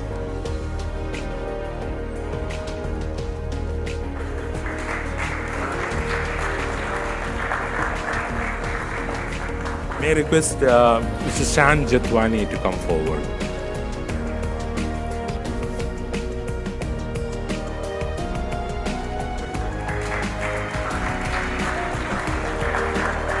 Okay, may I invite Hanishka Gahani, please.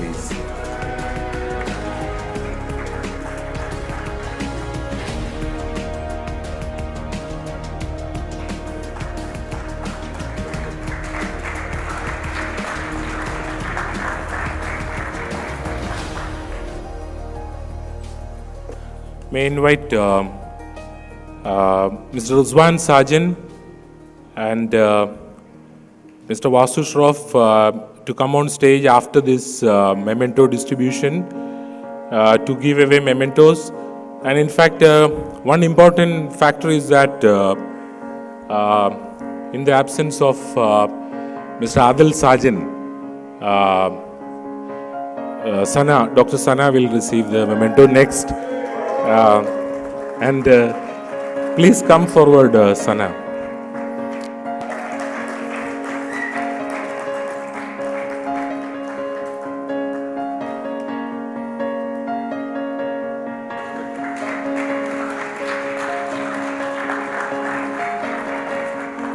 Thank you so much, Sana.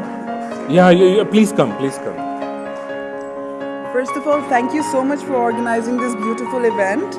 And I would like to thank you, Super 100, and all the sponsors and organizers for giving this award. Adil is an inspiration, really, for everybody. And honestly, I'm not just saying this because I'm his wife, but the more you know him, the more you love him, and the more you follow him. So thank you so much, guys. Thank you so much, Ms. Nicole, for the beautiful speech, and Mr. Paras Saudadpuri for the inspiring speech. May I request our jury, Mr. Vasu Shroff, to come forward. Kindly take your seat, and the next I invite Mr. Uzwan Sajan and Mr. Vasu Shroff to come on stage.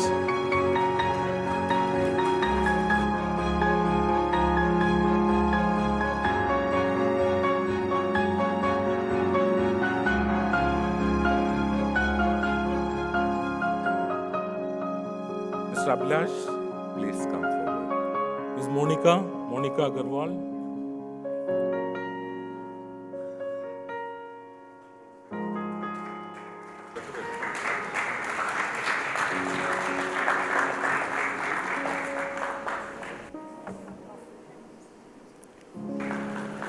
We have a very, very special person who's Shobhika. Mr. Uzwan Sajan will please come forward a bit.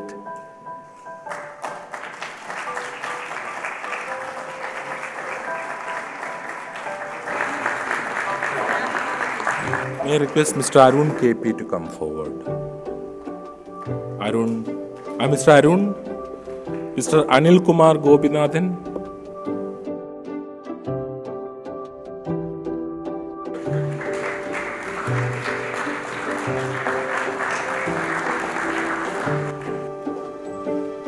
Mr. Amit Rathore, please.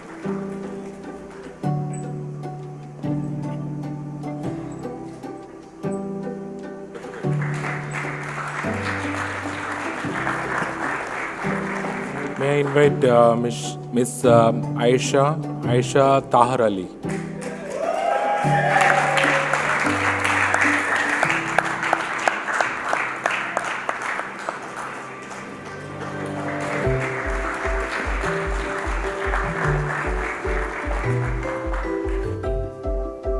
May I invite Mr. Dean Sadiq.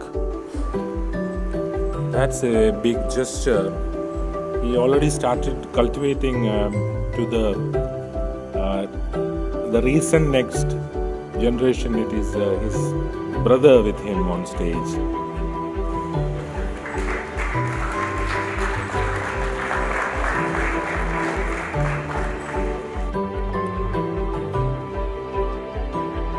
Mr. Farooq Ali Khan, please.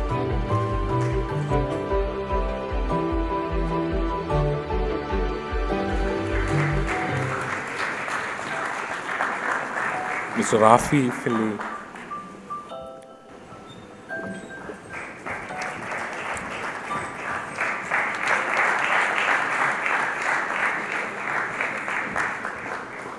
Mr. Jasim Bhangra, please come on stage.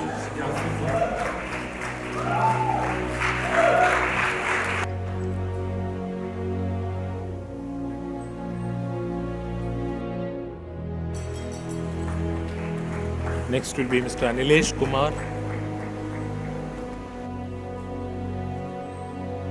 Mr. Anilesh.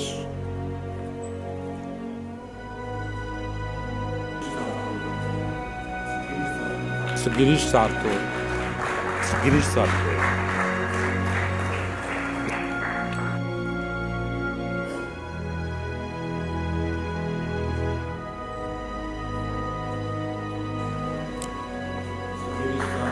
Mr. Girish Sartor, Dr. Salahuddin,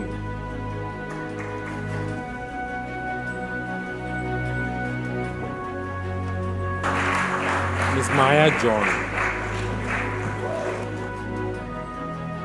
Ms. Maya John,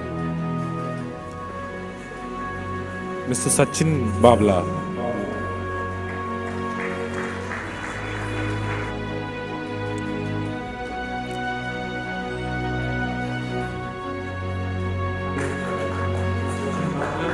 may I request Mr. Sachin Babla, may I request Mr. Pratik Sangani, Ms. Neha Pandey,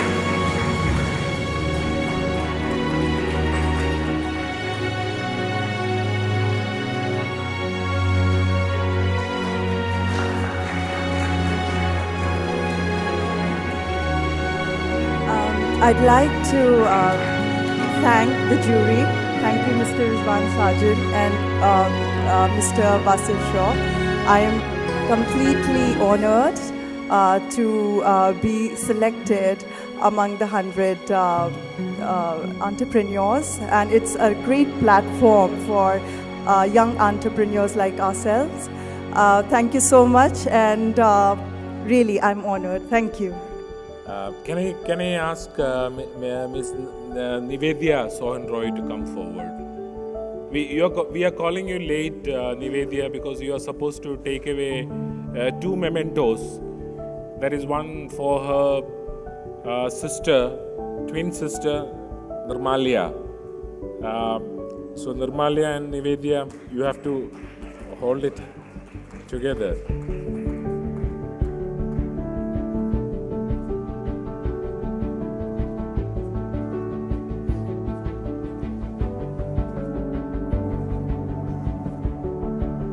Mr. Rahul Durakar.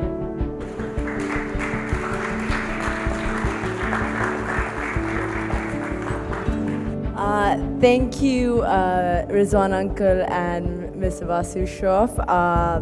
This is a great honor to be among all of you guys. And yes, my sister couldn't make it tonight, and I'm sure I'm going to make her very jealous because of it. But thank you so much, and hope you guys all have a good day. Mr. Rahul, please. May I request Ms. Roshi Tandon to come forward?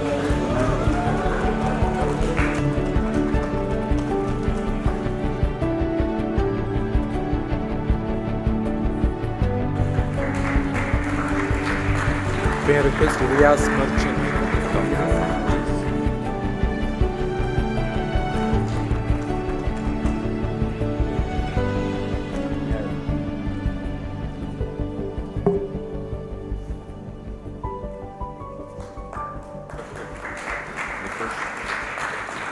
May I request Mr. Radesh Chopra to come forward?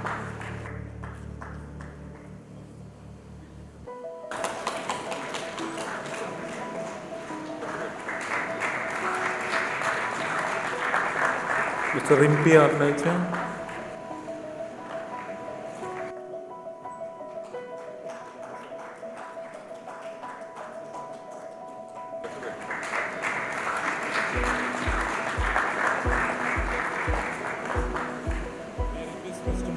Mr. Mohammed Ghasal to come forward, please.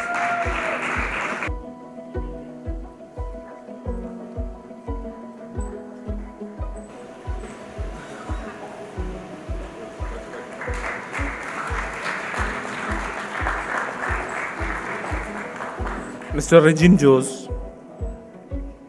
Next will be, after Regin Jose, Arushi Nishank. Miss Arushi is here.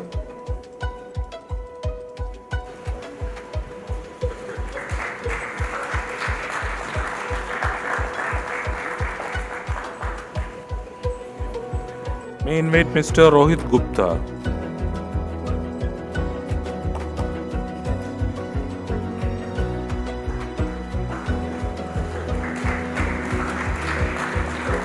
Miss Arushi Nishank.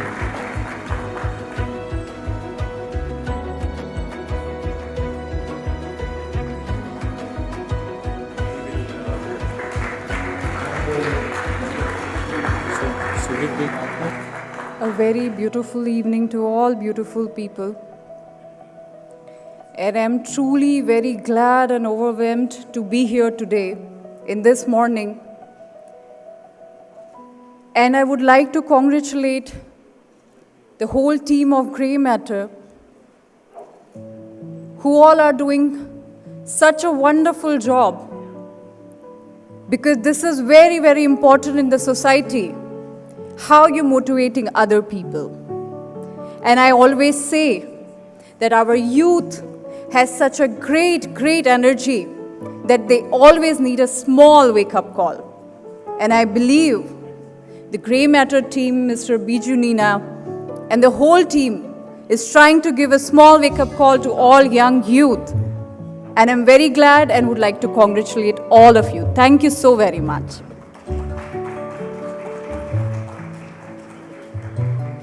Thank you all of you for being patient and being attentive to brilliant speech made by Mr. Peter Farrington, Mr. Paras Sadatpuri, Mr. Rizwan Sajan, and our Dada Vasu Shroff to hand over the mementos. It has been the afternoon has been quite inspiring for all. From all the feedback I'm getting, I hope everybody is happy. There were some issues with the timings, but His Excellency Indian Consul General Mr. Vipul, Honorable Consul General is here. It has been a privilege and honor for us, giving a big hand. And we do have some other distinguished guests also coming in. The first gen senior business leaders, Mr. Anil Gahani, Mr. Beg, Mr. Pradeep Sagar. If I miss out on anybody, please forgive me. But whoever I probably I could place, I am just telling that we are grateful to you. The second gen and as in a publisher for the book Super 100, we are grateful. And we have other two distinguished guests here today. One is Mr. Khalil Abdul Wahid. He is actually has been a very big support for Grey Matter, and whenever we require something, we go to him, we ask advice, immediately he will make sure he is attending to it. Thank you, Mr. Khalil, for all your support. He is the Deputy Director General of the Dubai Culture. And also we have with him one of the prominent artists who is Mr. Abdul Qadir, Faisal Abdul Qadir. Mr. Faisal Abdul Qadir, welcome to the Super 100 book launch event.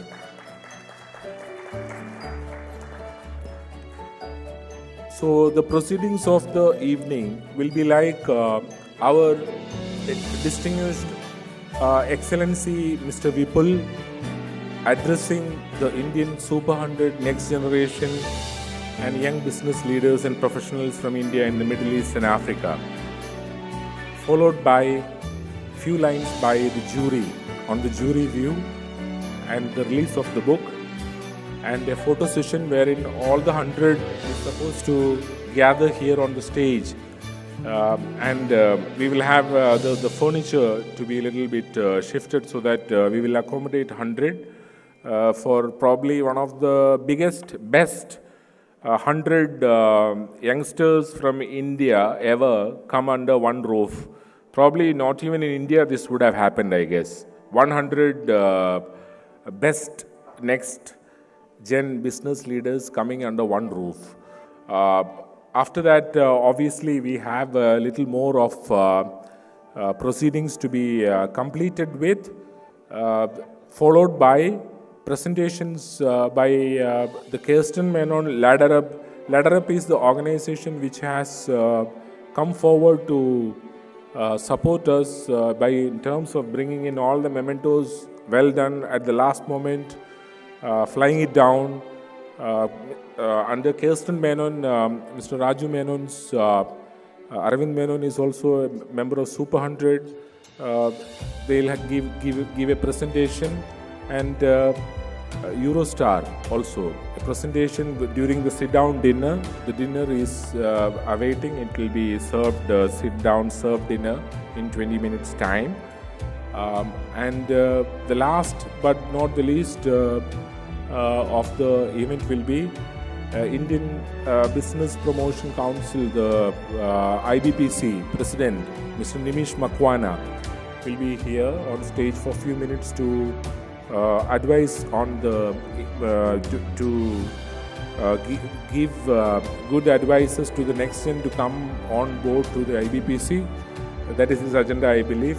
But his topic is India-UAE trade relations as well.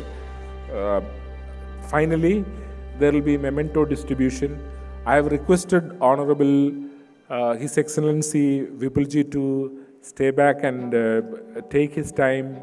But it all depends on his time. So on everybody's behalf, I will request him once more. If he's kind enough, he will also be a part to give away the memento. So let us start the proceedings of further the evening by having His Excellency Mr. Vipul, the Consul General of India, addressing you. When we talk about the chief guest, normally what we do is in all the three events which Grey Matter has done, including Her Excellency External Affairs Minister of India, Srimati Sushma Swaraj, releasing the book of Indian Super 100, which is the first gen book in Dubai, and the next book by Her Excellency Sheikha Lubna Al Qasimi, who was at that time the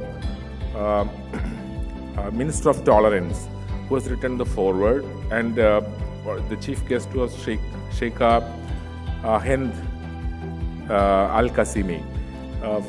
This time around, there is a big, during this welcome giving moment, I am thinking of His Highness Sheikh Nahyan bin Mubarak Al Nahyan, who was, we are honored to have him written a foreword of the book for the next generation. We should all, on behalf of all next generation and the Super 100 fraternity, I would like to thank His Highness Sheikh Nahyan bin Mubarak Al Nahyan on his kind words. And also, obviously, Dada Vasu Shroff and Mr. Rizwan Sajan, who has taken their time to write a jury view. Mr. Yusuf Ali, who's one of the patrons of the Super 100 from the very beginning. He has written the preface. Dr. Harshad Mehta, he actually is supposed to come, but Mr. Rehan Mehta is here. He couldn't make it tonight. We thank you all, and also the 50 stars of the diaspora who has written the messages. Some of them are here, but we would like to thank them too. So let me introduce quickly Mr. Vipul. We have the tradition of introducing the chief guest. So Mr. Vipul has been a pillar of strength for the community, for the diaspora, for the last 2.5 years, and one of the most efficient and humble person to have as a chief guest for the evening. So may I take this opportunity to invite Mr. Vipul, His Excellency, to come forward and address the Indian Super 100 fraternity and the invitees.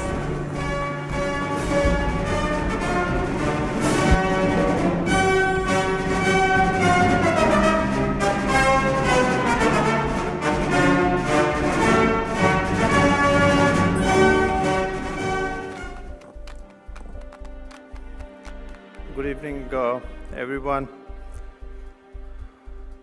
I think what Viju said was that we have a long evening to go, and there are presentations which are going to be made, so I thought my job was easier because I don't have any topic to speak on.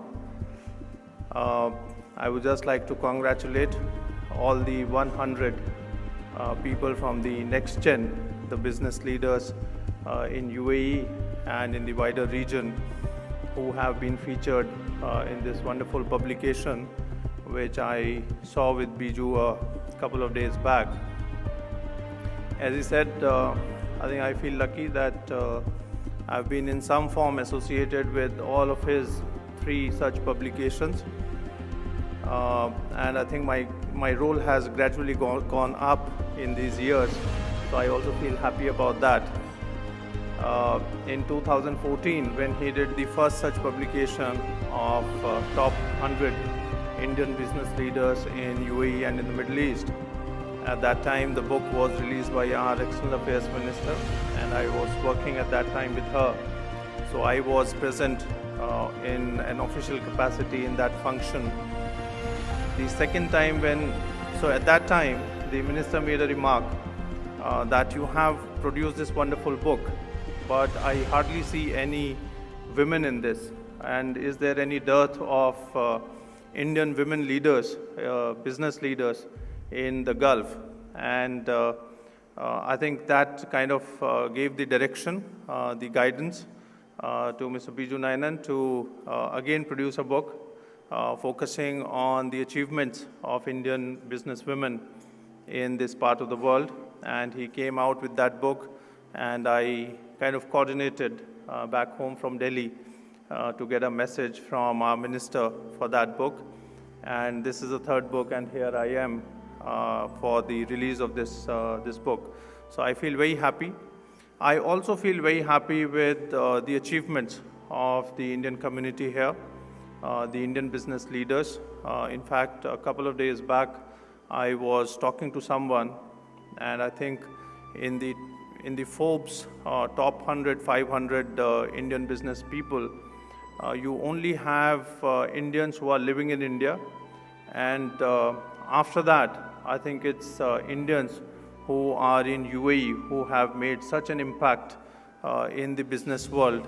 And I feel very happy, very fortunate also that I was given the opportunity by Government of India to be the Consul General in Dubai, and a chance to meet all these great achievers, high achievers in the business world, but also in the world of their own professions, whether it be accountancy, whether it be medicine, whether it be other professions.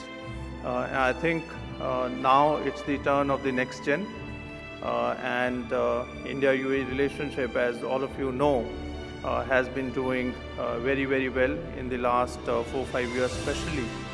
We have seen great achievements, great progress in the relationship, and it's up to the next gen now to take that forward. I think India has given strength to all its people abroad, and I think all the high achievers abroad have given back that strength to the country. So it's a win-win situation, which I'm sure that the next gen will also continue. And for sure, in the top 100 who are featured in this wonderful publication, I could see a lot of friends, and I could judge myself that all these people have done wonderfully well in their lives already. They have super achievements to their name, much more than what people will achieve in their entire lives. So I congratulate all of you once again, all the business leaders who are there, all people who are also associated in some matter with social activities here, which is very important for the Indian community. And also, it also features people who are associated with the world of culture or with other professions. So all in all, it's a wonderful publication, and I congratulate both Biju, his family, his team, and also the people, all the people who feature in this book, and their parents and their families who no doubt will be very, very proud of them. So thank you very much, and congratulations to all of you on behalf of Government of India as a representative of Government of India. Thank you.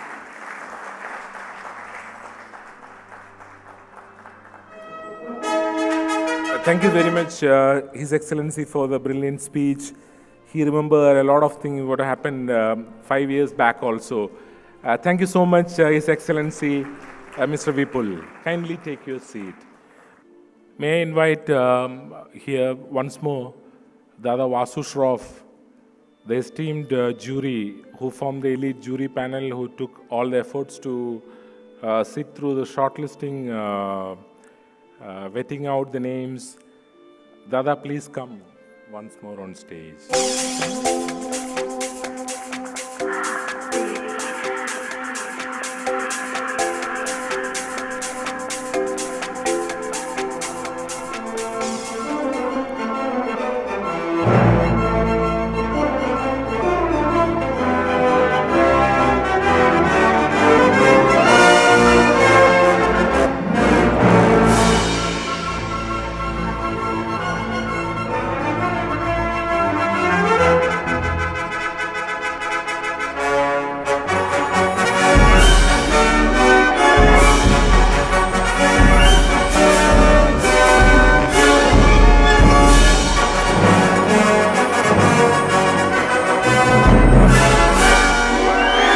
May I request Mr. Rizwan Sargent to come forward.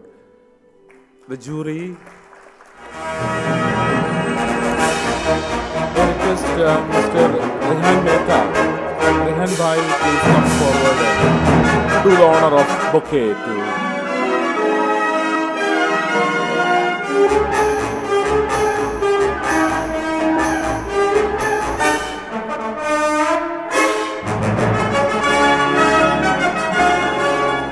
Kindly please take your seat, and may I request Dada Vasu Shroff to come forward and give a few words. Oh yeah, please. Yes.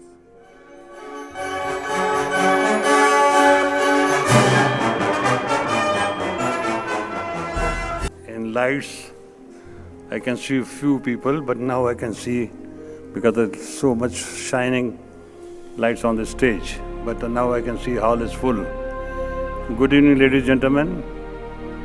I should call this program as a super duper 100, because my relation with them so many years, and they are making such a big, nice event to introduce young generation, young entrepreneur, and we people on the highlight when the books are published, which goes around the world, who is what. It's very easy to meet the people here for 1 hour, 2 or 3 or 4 hours, meet and forget, meet and remember. But the book which is published and given to us or to distribute the people, you can read who's what, yourself also, and sweet memory. I wish them all the best. Our Consul General already briefed you, and he is also given congratulations. My friend Rizwan also is here. We three united wish them best of luck. Thank you. Thank you, Dada. Mr. Vasu Shroff has ever been a pillar of strength to the Indian diaspora in the UAE for decades. Thank you. And you have been so kind enough to be, along with Rizwan Bhai, to be the jury member and have this brilliant list published. May I request Mr. Rizwan Sargent to come and say a few words of appreciation and encouragement to the next generation and the Super 100 fraternity. Stage पे आया तो कांच तो टूटना ही था. Congratulations to Biju, Linda and the full team of Grey Matters for compiling such a wonderful book. As I know, there's a lot of hard work gone into it. They've been doing every year, year after year, an excellent job. So really wish them all the best in all the books they will do in the future. And huge round of applause to all the people who have featured in this book. I know for many of them coming on the book is such a big thing, because coming with all the 100 people and making it in this is a so nice thing, and I'm sure they're going to carry a lot of memories as they'll move forward in this. Now when we talk about the next generation, I want to tell you that next generation is today the people who are going to take the economy forward. They are going to drive it so much because they are born, most of them are born with a silver spoon over here. When I say silver spoon, their first gen has already made something, and then they have to take the legacy forward.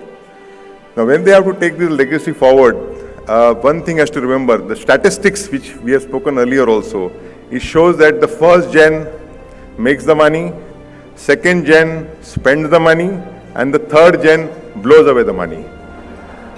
Now this is where one has to bring some values into the second gen and the third gen.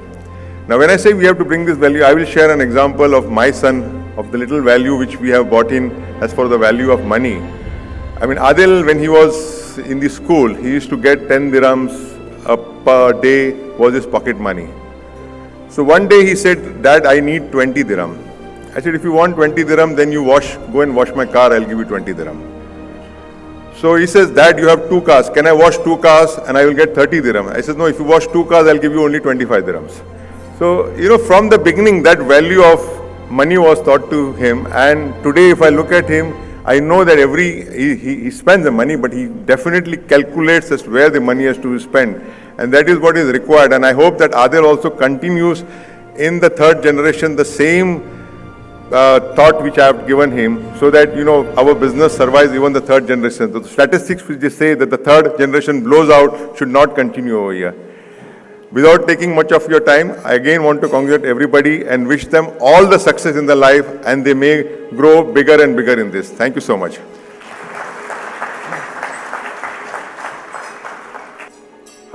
Receiving a memento on behalf of the fraternity from Mr. Vasu Shroff. Kindly may I request His Excellency to receive the same. Yes. Yeah.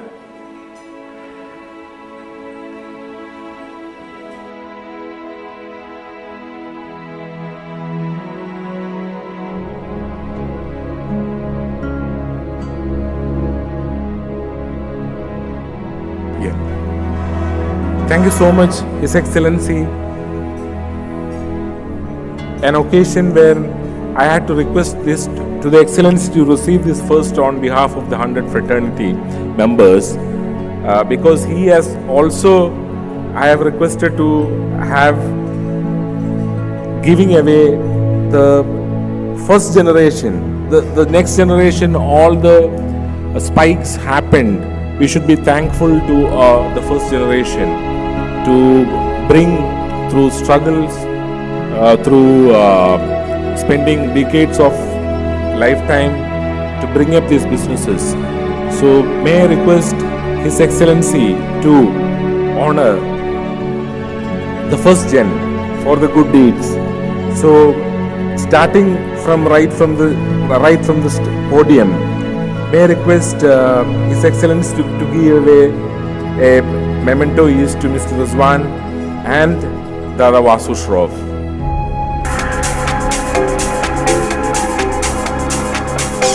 May I request Mr. Paras Saudatpuri to come forward.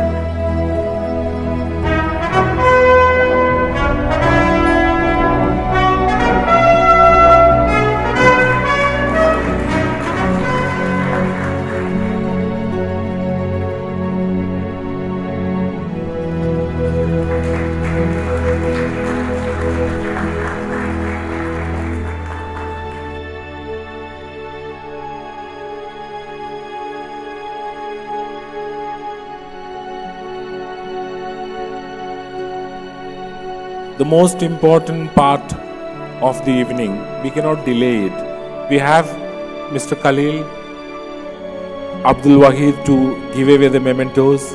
He has agreed to stay back, have dinner with us, and do the honor of honoring the Super 100 next generation as well. So that will be after the book release event.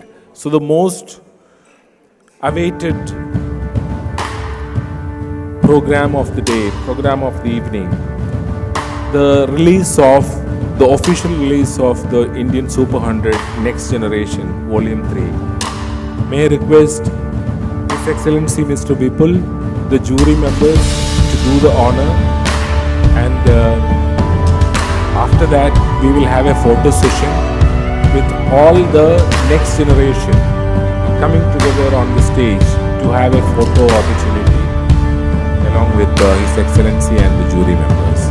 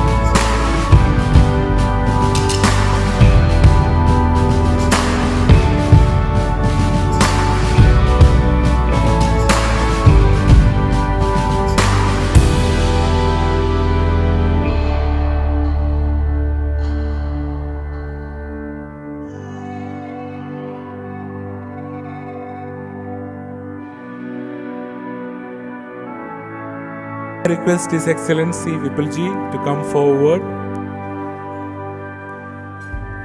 Alexander Thomas, representing Aladrek.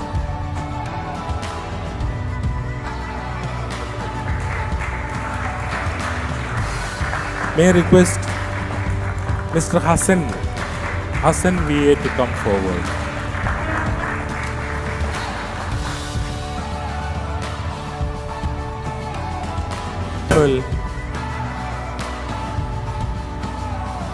Mr. John Samuel, Mr. Jacob Tarayan, Mr. John Samuel, Mr. Jacob Tarayan follows.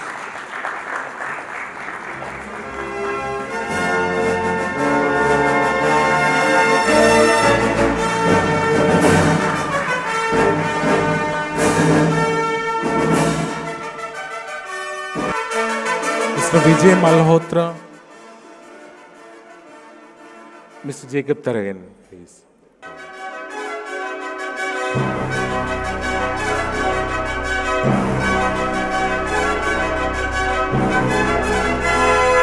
Dr. Alka Kalra, please come forward.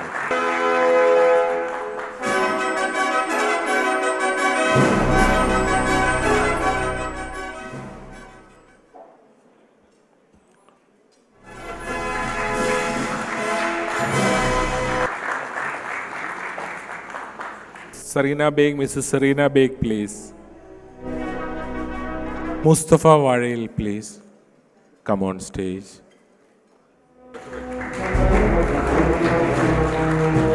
Mr. Raju Menon.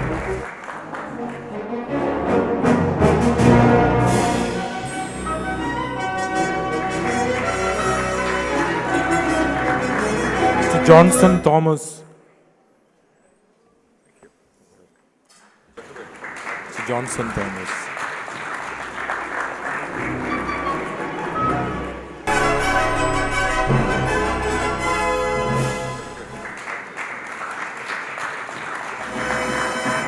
Mr. Sohan Roy is here. Please come forward.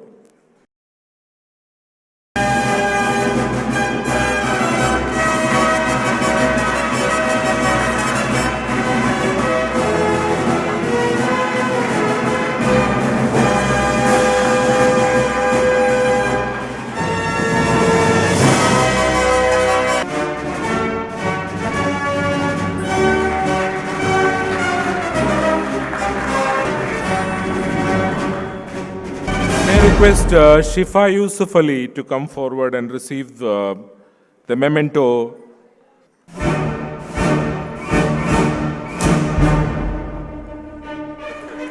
Mr. Sharoon Shamsuddin.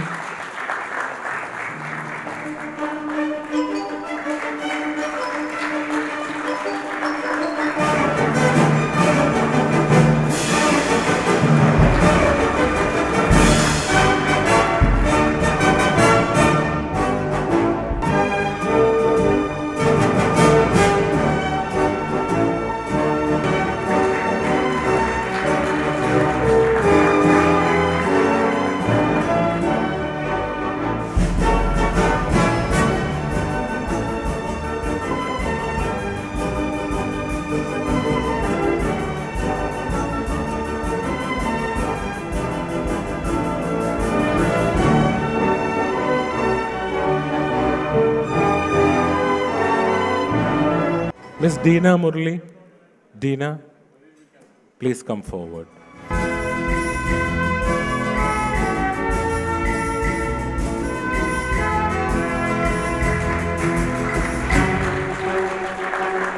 Adil.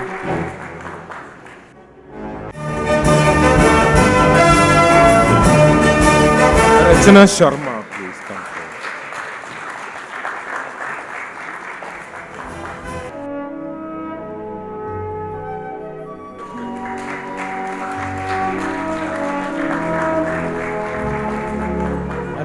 Arun KP.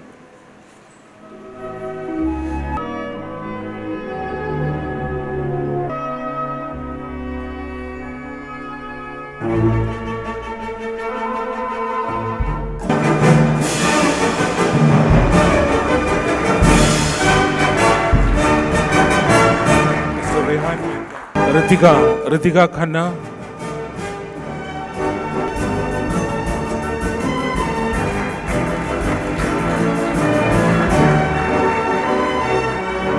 Ritika.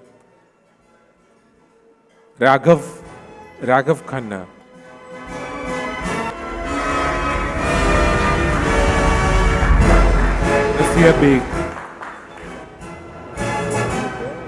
Nasia Beg.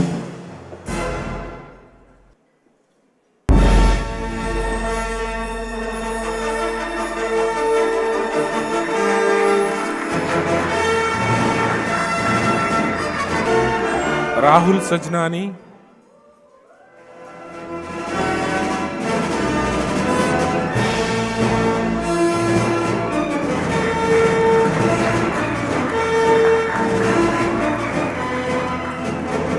These mementos are actually sponsored. It has been carved out. The next generation mementos, as you can see, it is all with the head carvings and their name inscribed. And Ladder Up Wealth Management has been kind enough to give the entire 100 the mementos they got it done. Miss Otima Bhanot. Miss Otima Bhanot.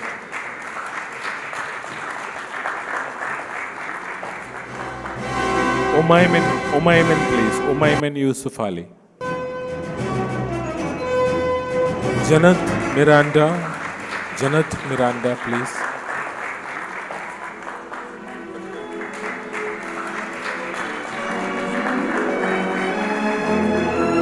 Ali Sahid, please.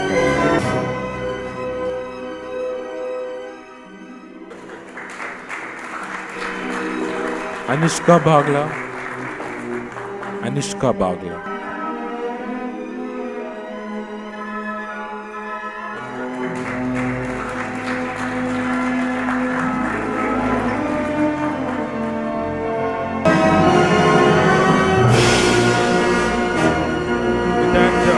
Getting into the next session, which is a presentation by Thurston Menon-led Ladder Up Wealth Management. Thank you, His Excellency Vipulji. Thank you, Mr. Khalil. Kindly take your seat.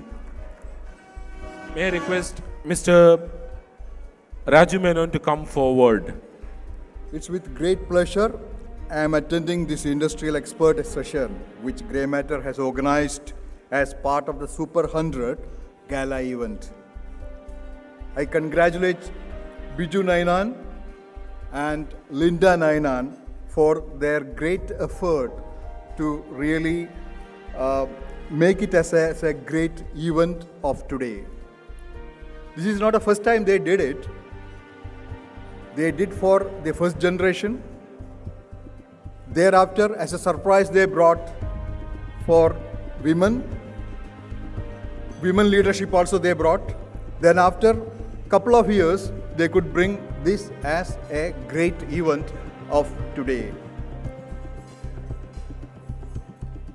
It's inspiring to see the young crowd here.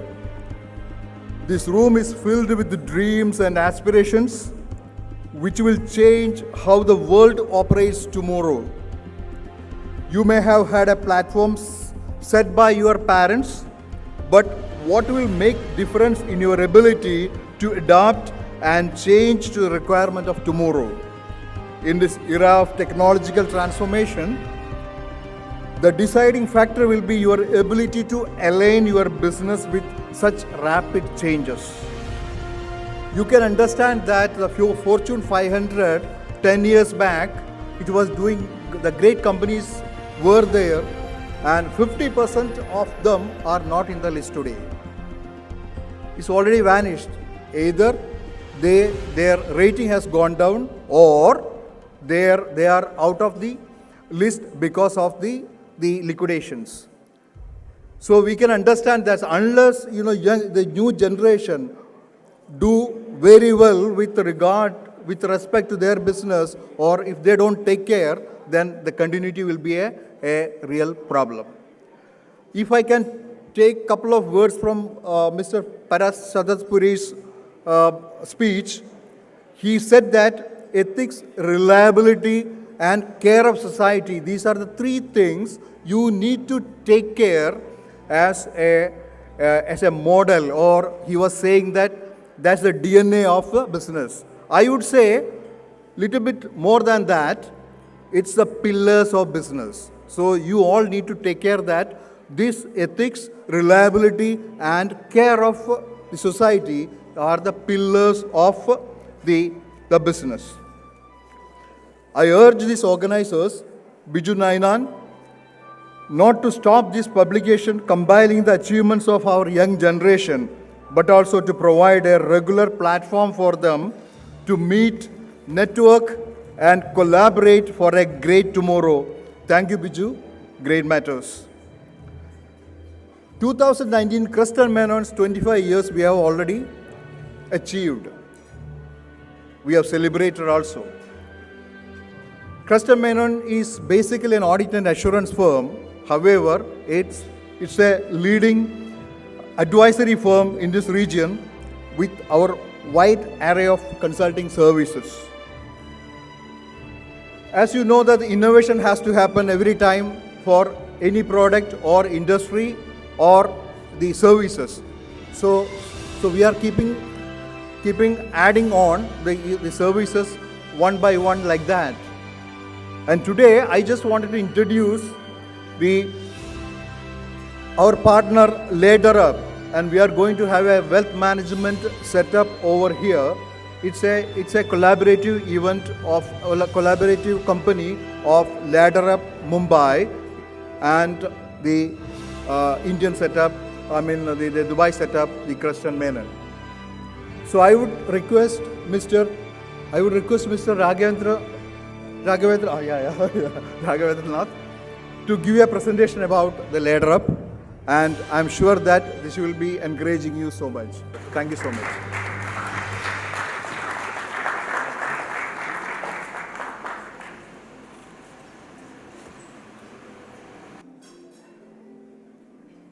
It's a tough time for me to do some serious talking while the food is laid on the table. So let me talk about something that interests and excites all of us: money. I'm sure all of you would have dabbled in the stock markets and also would have made a lot of money. Let's go back in time a little. I'm talking about April of 2000. Let's say you invested ₹1 crore rupees in April of 2000. That time there were 40 mutual funds existing in India, and the times were so exciting that you decided, let me just take a punt. Let me throw a dart on this dartboard. Wherever it hits, I'm going to invest there. You invested and you went to sleep. And you woke up 19 years later in 2019. If you had a good aim, there is a 25% chance, that is 1 out of these 4 funds multiplied your money 20 times. ₹1 crore has now become 20 crores, at least. If you had maybe a little poorer aim, there is a 50% chance that your money multiplied 13 times, at least. So 2 out of 4 funds delivered that kind of return. And if you had a really poor aim, your money is still multiplied 7 times. And this is the list of funds. The best performer in India generated 29 times return. 1 crore has become 29 crores right now. And if you decided to invest in everything, you still got a return of 13 times. And if you just avoided the bottom 10, the worst performing funds, your money would have grown 16 times. That's a lot of money. ₹1 crore multiplying to 16 crore in a matter of just 19 years. And this may get repeated in the next 18, 19 years as well. The funny part is, when you invested in April of 2000, just 3 years later, there was a crash and your 1 crore had become 50 lakhs. And it didn't stop at that. There were a lot of bad events that happened during these 19 years. 9/11 attack, which changed the world. Tsunami in the Indian Ocean. Mumbai terror attack. Then we had the subprime crisis, the biggest crisis hit after the Great Depression. There were 5 prime minister changes in India during this 19 years. And after all these things, you still could grow your money a lot. And that's the power of the equity markets. And what has happened in the last 18-19 years will therefore get repeated in the next 10, 15, 20 years. Equity markets have been known to generate the maximum amount of money world over, globally, time after time. And all these negative events are also going to be there, But a lot of people here may say, that's all right. But what about rupee? Rupee keeps depreciating. I invest in India, and then I find that the rupee is depreciated and I'm back at the same place. Yes, indeed. Rupee has depreciated at the rate of 3.7% per annum in the last 26 years. But let's understand why that has happened. In 1992, the inflation in US was 9%. The inflation in India was 9%, in US was 2.5%. And it continued like this.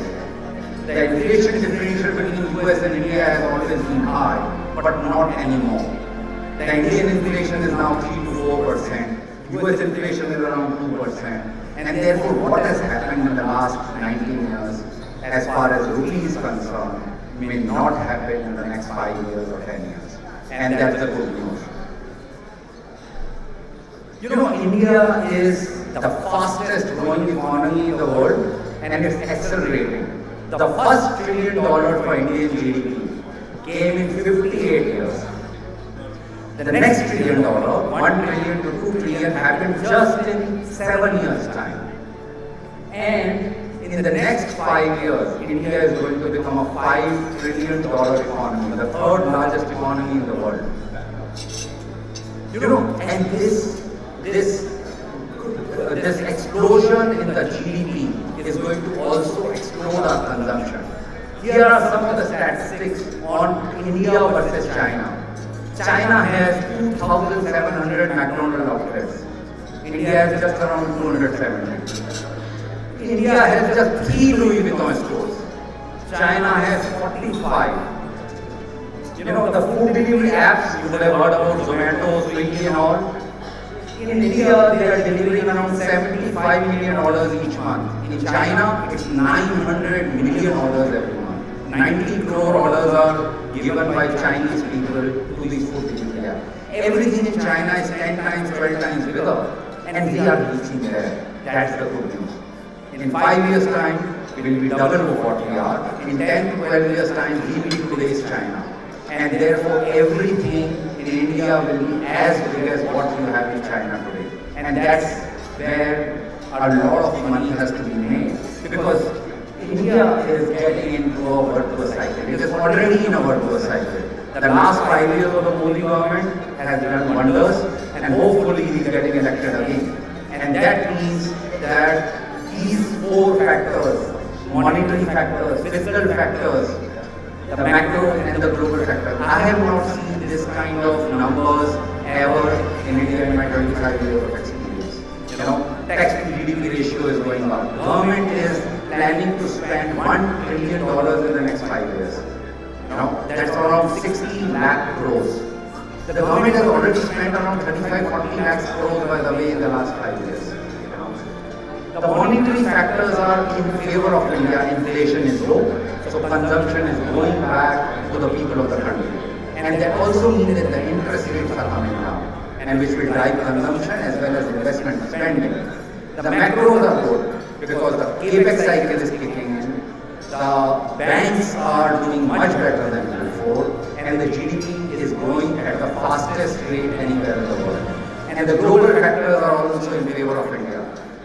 FDI flow, which is foreign direct investment in India, was $50 billion last year, the highest ever, bigger than China. And it's only accelerating as we go into the future.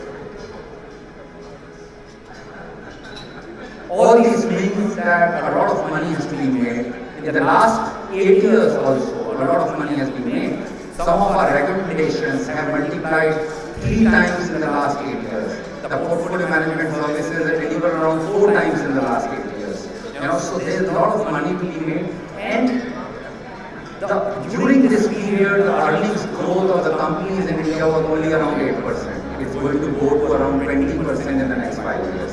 So expectation is that Sensex, which is currently at 38,000, will be around 75 to 80,000 in the next 5 to 6 years. And when it comes to investing, obviously it requires expertise. When you construct a house, you don't call a mason, you call an architect. When you have a health issue, you don't go to a chemist, you go to a doctor. So when it comes to investments, probably rather than going to a salesperson, you should go to a wealth manager. If you already have one, good. If you don't have one, then find a good wealth manager. Somebody like Ladra, so here comes the sales pitch. There are a lot of qualities that define Ladra. We have been around in Mumbai for the last 8 years. Today we are at the forefront of wealth management practice. We are amongst the top 100 wealth managers in India, and we are soon setting up shop here in Dubai and hoping to serve people like yourself. We are specialists in Indian markets, and that means you are going to get superior risk-adjusted returns. High level of integrity delivers honest solutions. Wealth management is all about risk management. A lot of people focus on returns, but actually if you focus on risk, returns are going to fall. And good risk management means lower volatility and superior returns. And finally, cost consciousness has to be there when it comes to investing. You invest into an expensive product, and chances are your returns are going to be lower. So investing into cost-effective, low-cost product means that you have better returns. And finally, the quality of the team which is going to advise you matters. And Ladra has a very high-quality team of chartered financial analysts, chartered accountants, and MBAs who are doing day after day good jobs and therefore giving you a consistently good experience. We are a true multi-family office. That means we are not only in wealth management. A lot of people here may not have done their succession planning. You have a lot of property investments in India, and therefore you need to plan your estate. We can help you with that. We do by way of will writing, private family trust, charitable trust. We do a lot of succession planning. We also do investment banking and taxation business as well as consulting to various group companies of ours. And so I hope to really see you, some of you in the near months and years as we set up our business here. Good luck to you.